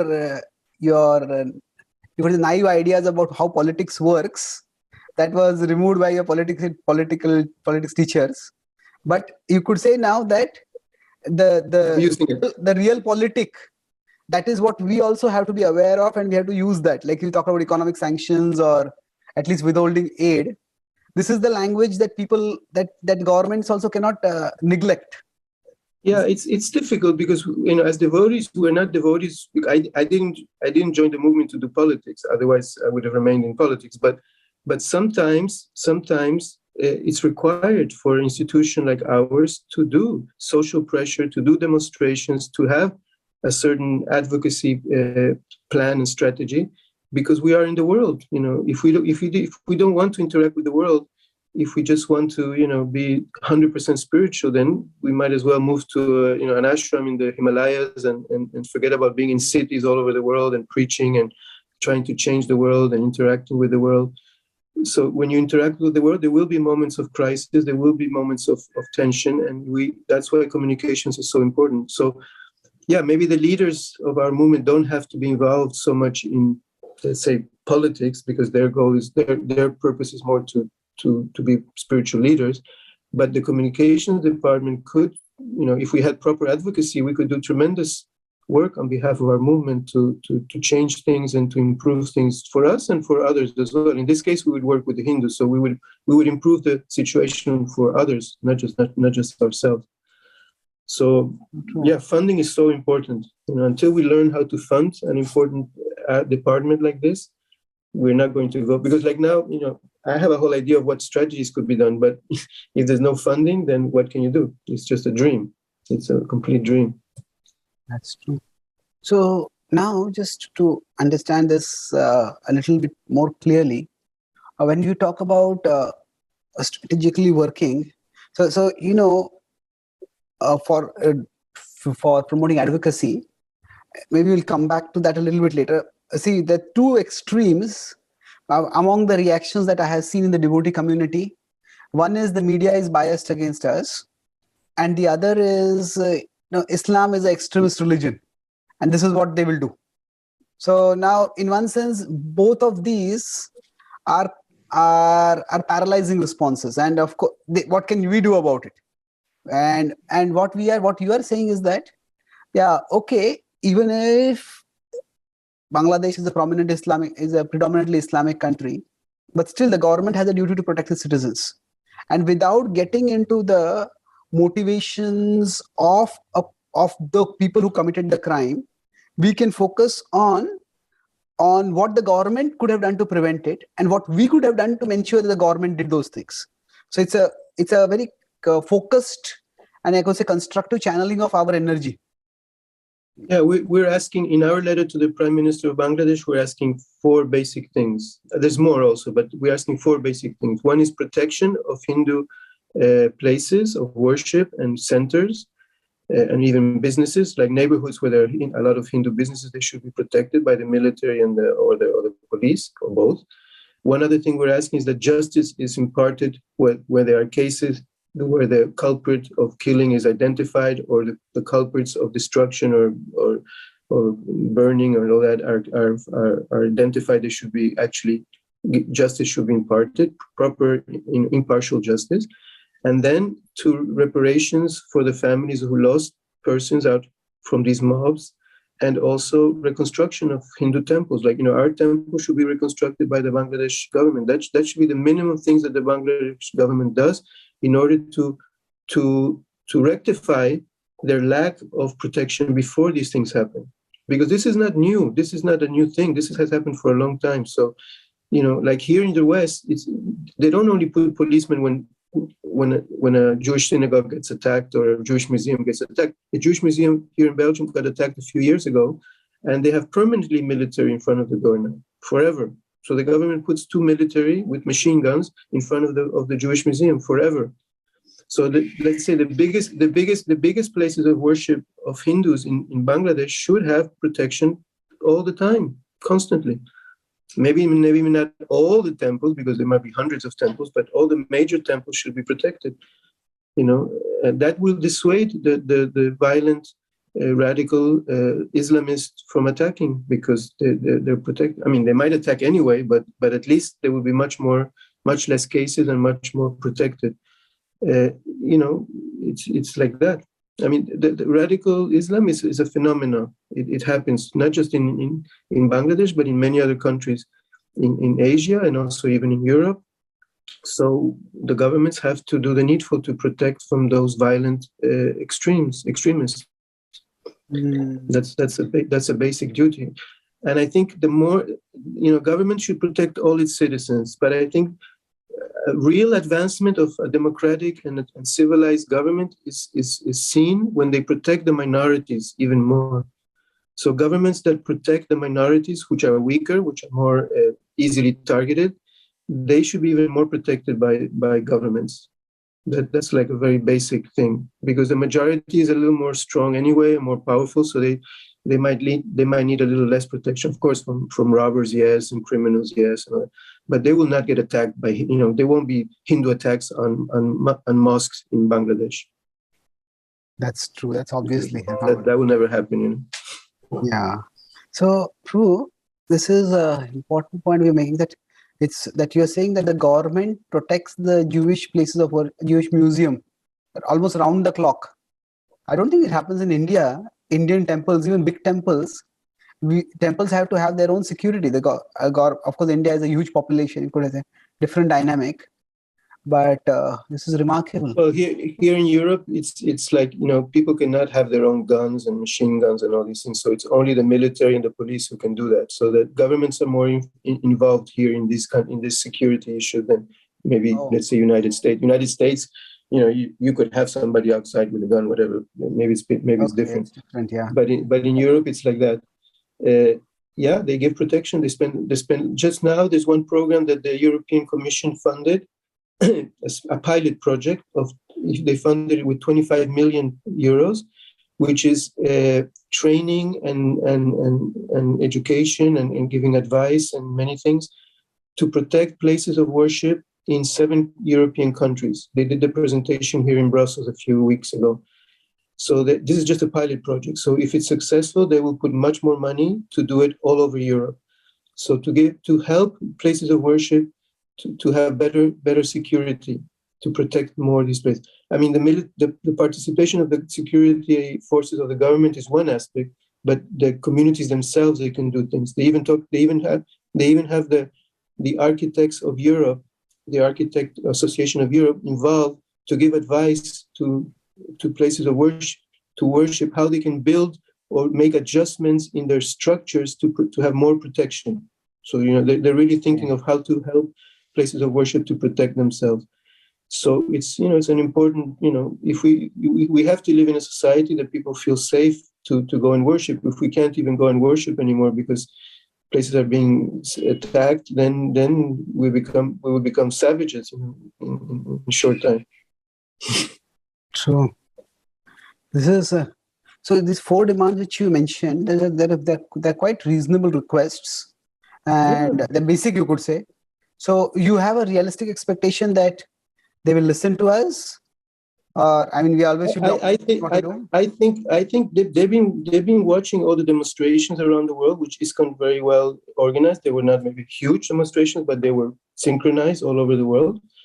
And I think all the letters we've given to them, I think, and especially in India, what's happening in India, I think the Bangladesh government is definitely aware that there's more and more awareness because of ISKCON to a certain degree. But I think in order for them to really do it, they will have to feel the possibility, the pressure of possible sanctions. If they don't feel that something might happen, they might not do it. They might just do a little show now to pacify everybody. But these are very simple things they can do. To recover from all what happened, and also put people to protect from now on.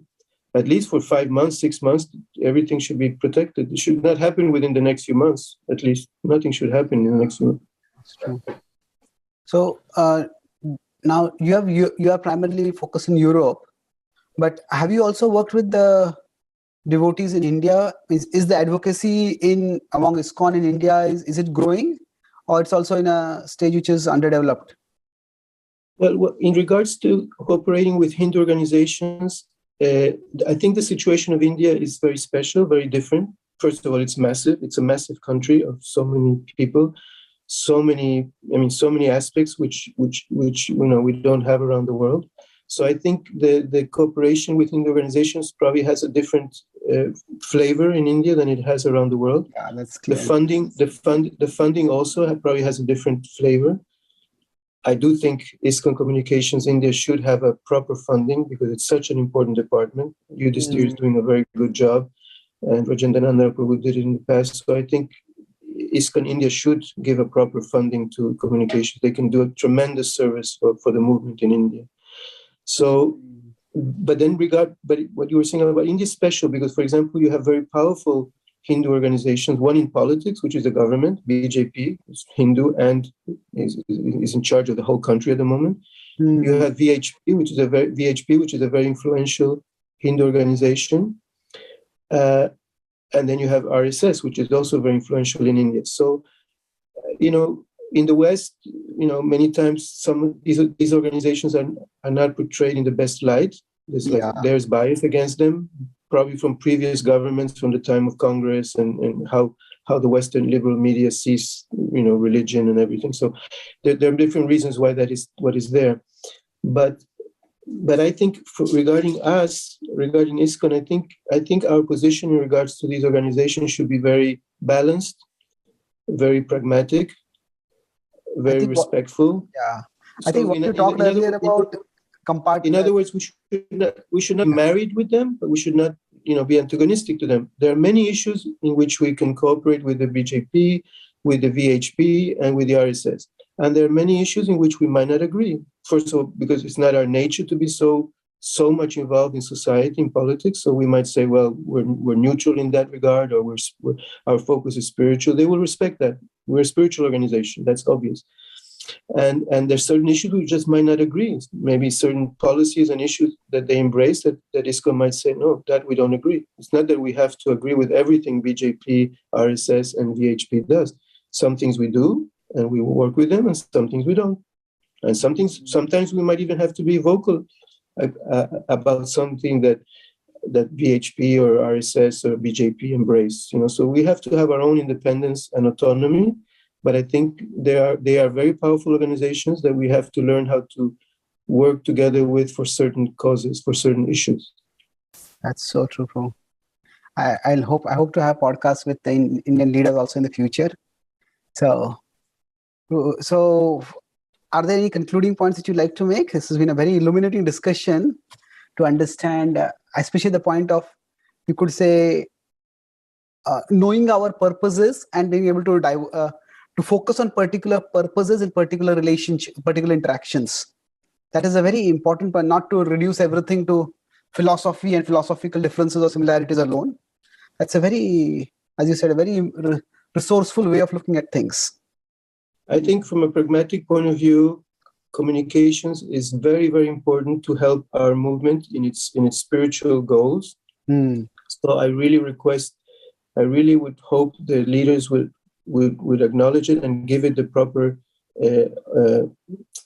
blessings, finances, and autonomy, or let's say empowerment that it needs to do all that we need to do for the movement. That's one thing. And then the other thing I would say is that in regards to Hindu organizations, we have to really play a leadership role in working with them on many causes, on many fronts, because we will both benefit. The Hindus will benefit and ISKCON will benefit. It's win-win. Hindu organizations need some of our expertise and qualifications, and we need a lot of their expertise and qualifications. So I think if we work together, everybody will benefit. Hindus will benefit, devotees will benefit, ISKCON will benefit. Yes, well, thank you. So, Prabhu, what can individual devotees do? As many of the viewers will be individual devotees. So what can they do in this regard? Is there something which we can say that we can be more cordial in our dealings with people from other Hindu organizations and with family and relatives who are connected with other Hindu organizations? But is there something as individual devotees can do?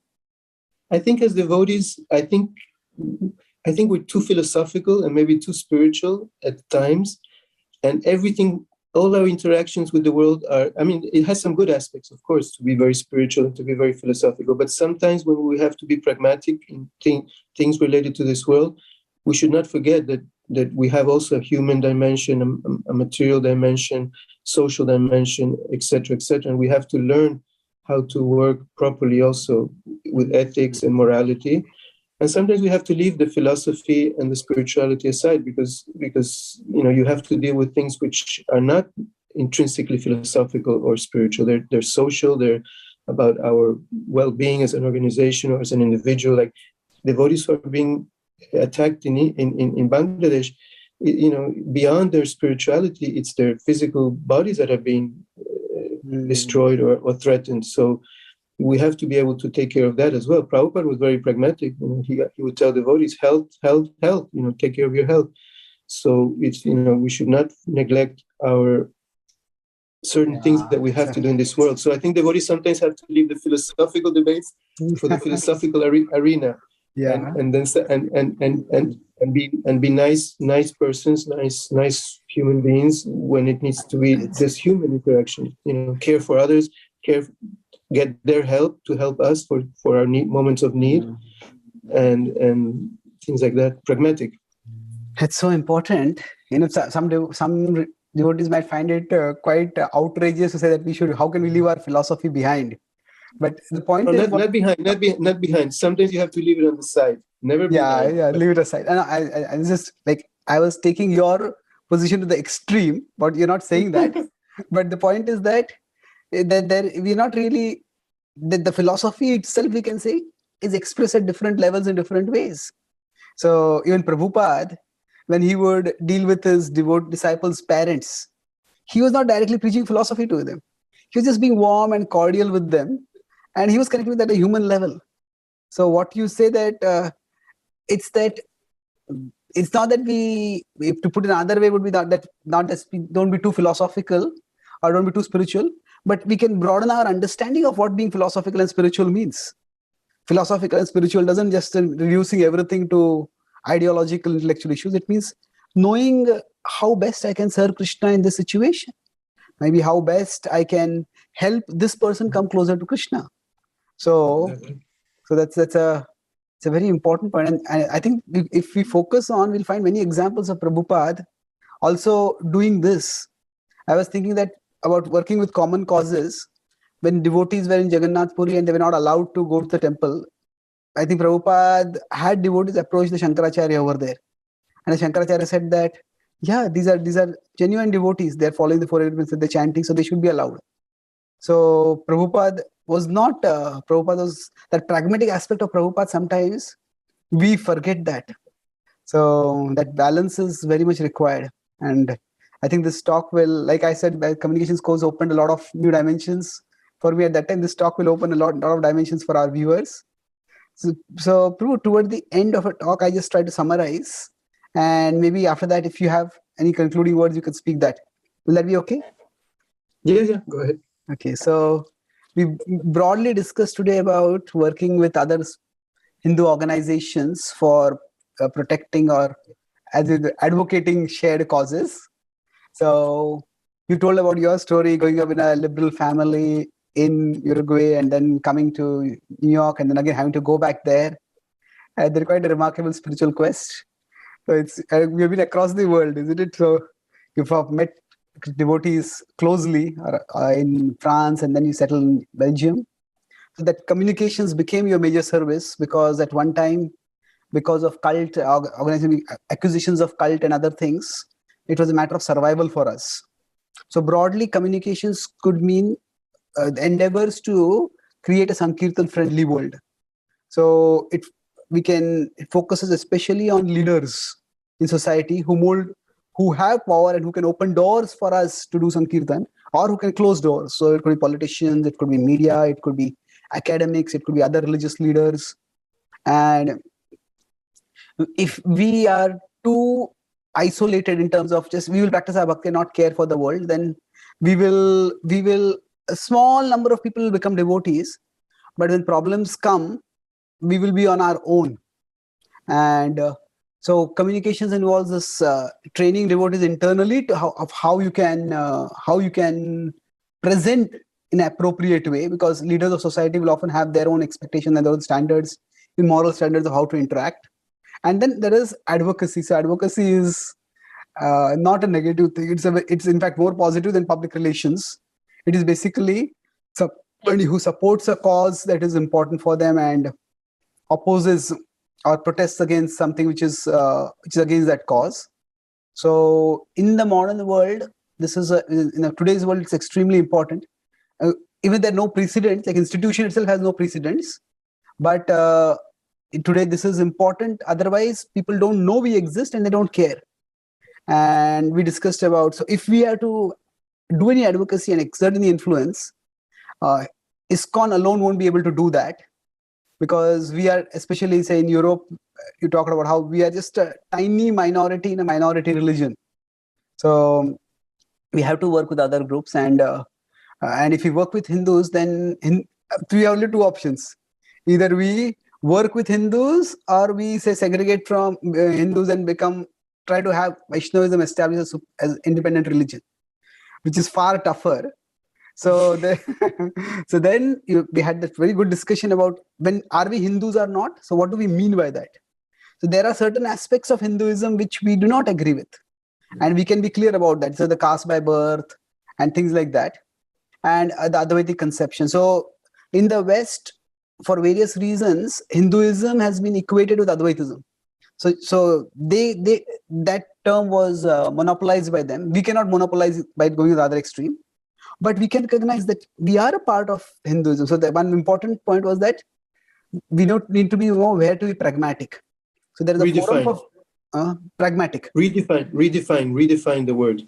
Yeah, redefine the word. So that means there are areas where of philosophical discussions and philosophical debates, but there are areas where we are shared causes. And there's interfaith means we come together and discuss our philosophies. But advocacy means that we don't get into philosophy also. We don't need to get into even religious forms of worship. It is basically social causes, humanitarian causes, human rights. And for those, we can work together.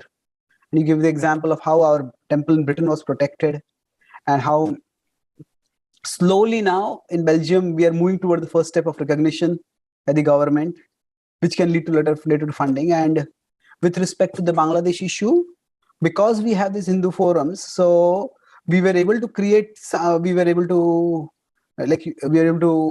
do work with the broader Hindu forums, and so, like, you are going to meet the Bangladesh ambassador over there, and you can create some influence because we are a part of a large group.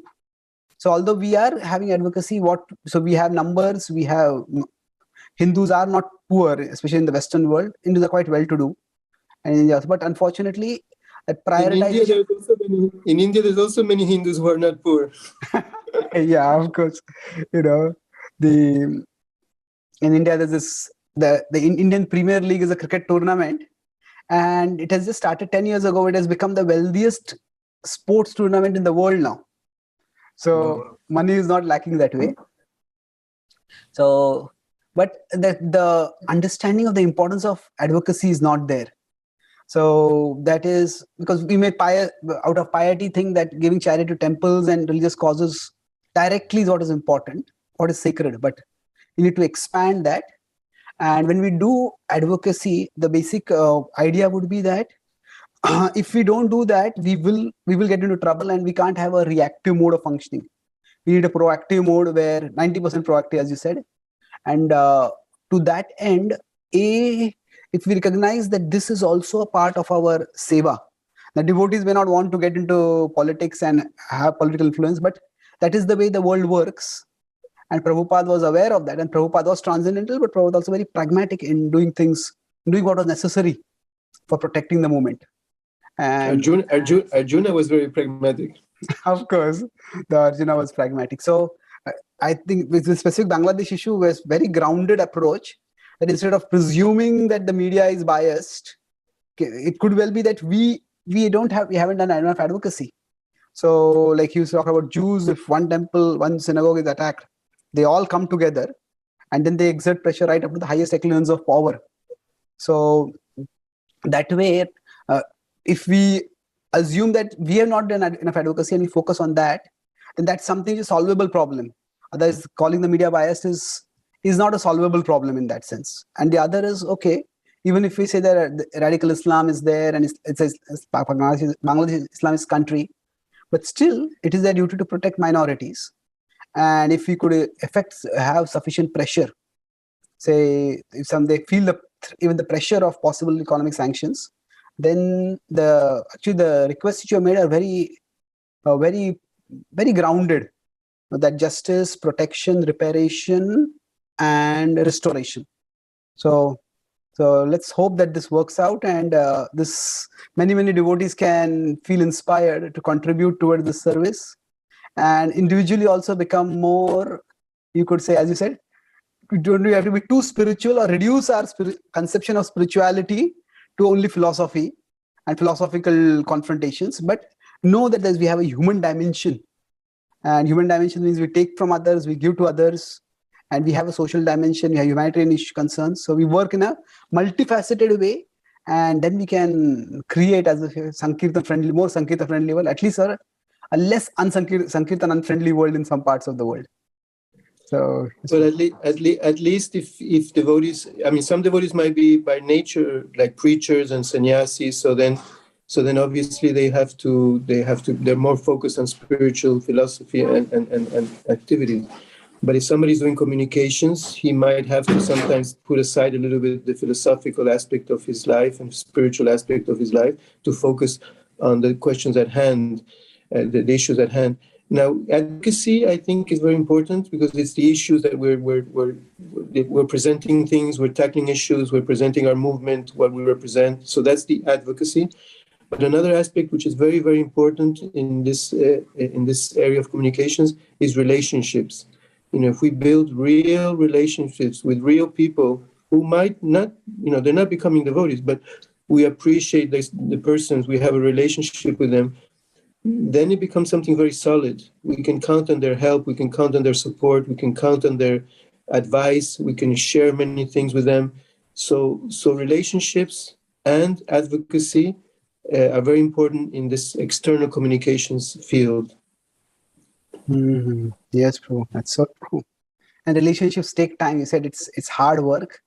From a spiritual organization, it might also be somewhat unglamorous word. Till we develop the relationship with influential people, it's very important. Thank you, Prabhu, for this Thank you. extraordinary pioneering service that you're doing, and for expanding perspective so that devotees can also deal with realities rather than superimpose one's own conceptions on the situations. So you summarized it very nicely. Thank you very much. Right, thank you. And I look forward to a podcast on art and Krishna consciousness sometime in the future. Thank you, Thank you very much. Hare Hare Krishna. Krishna.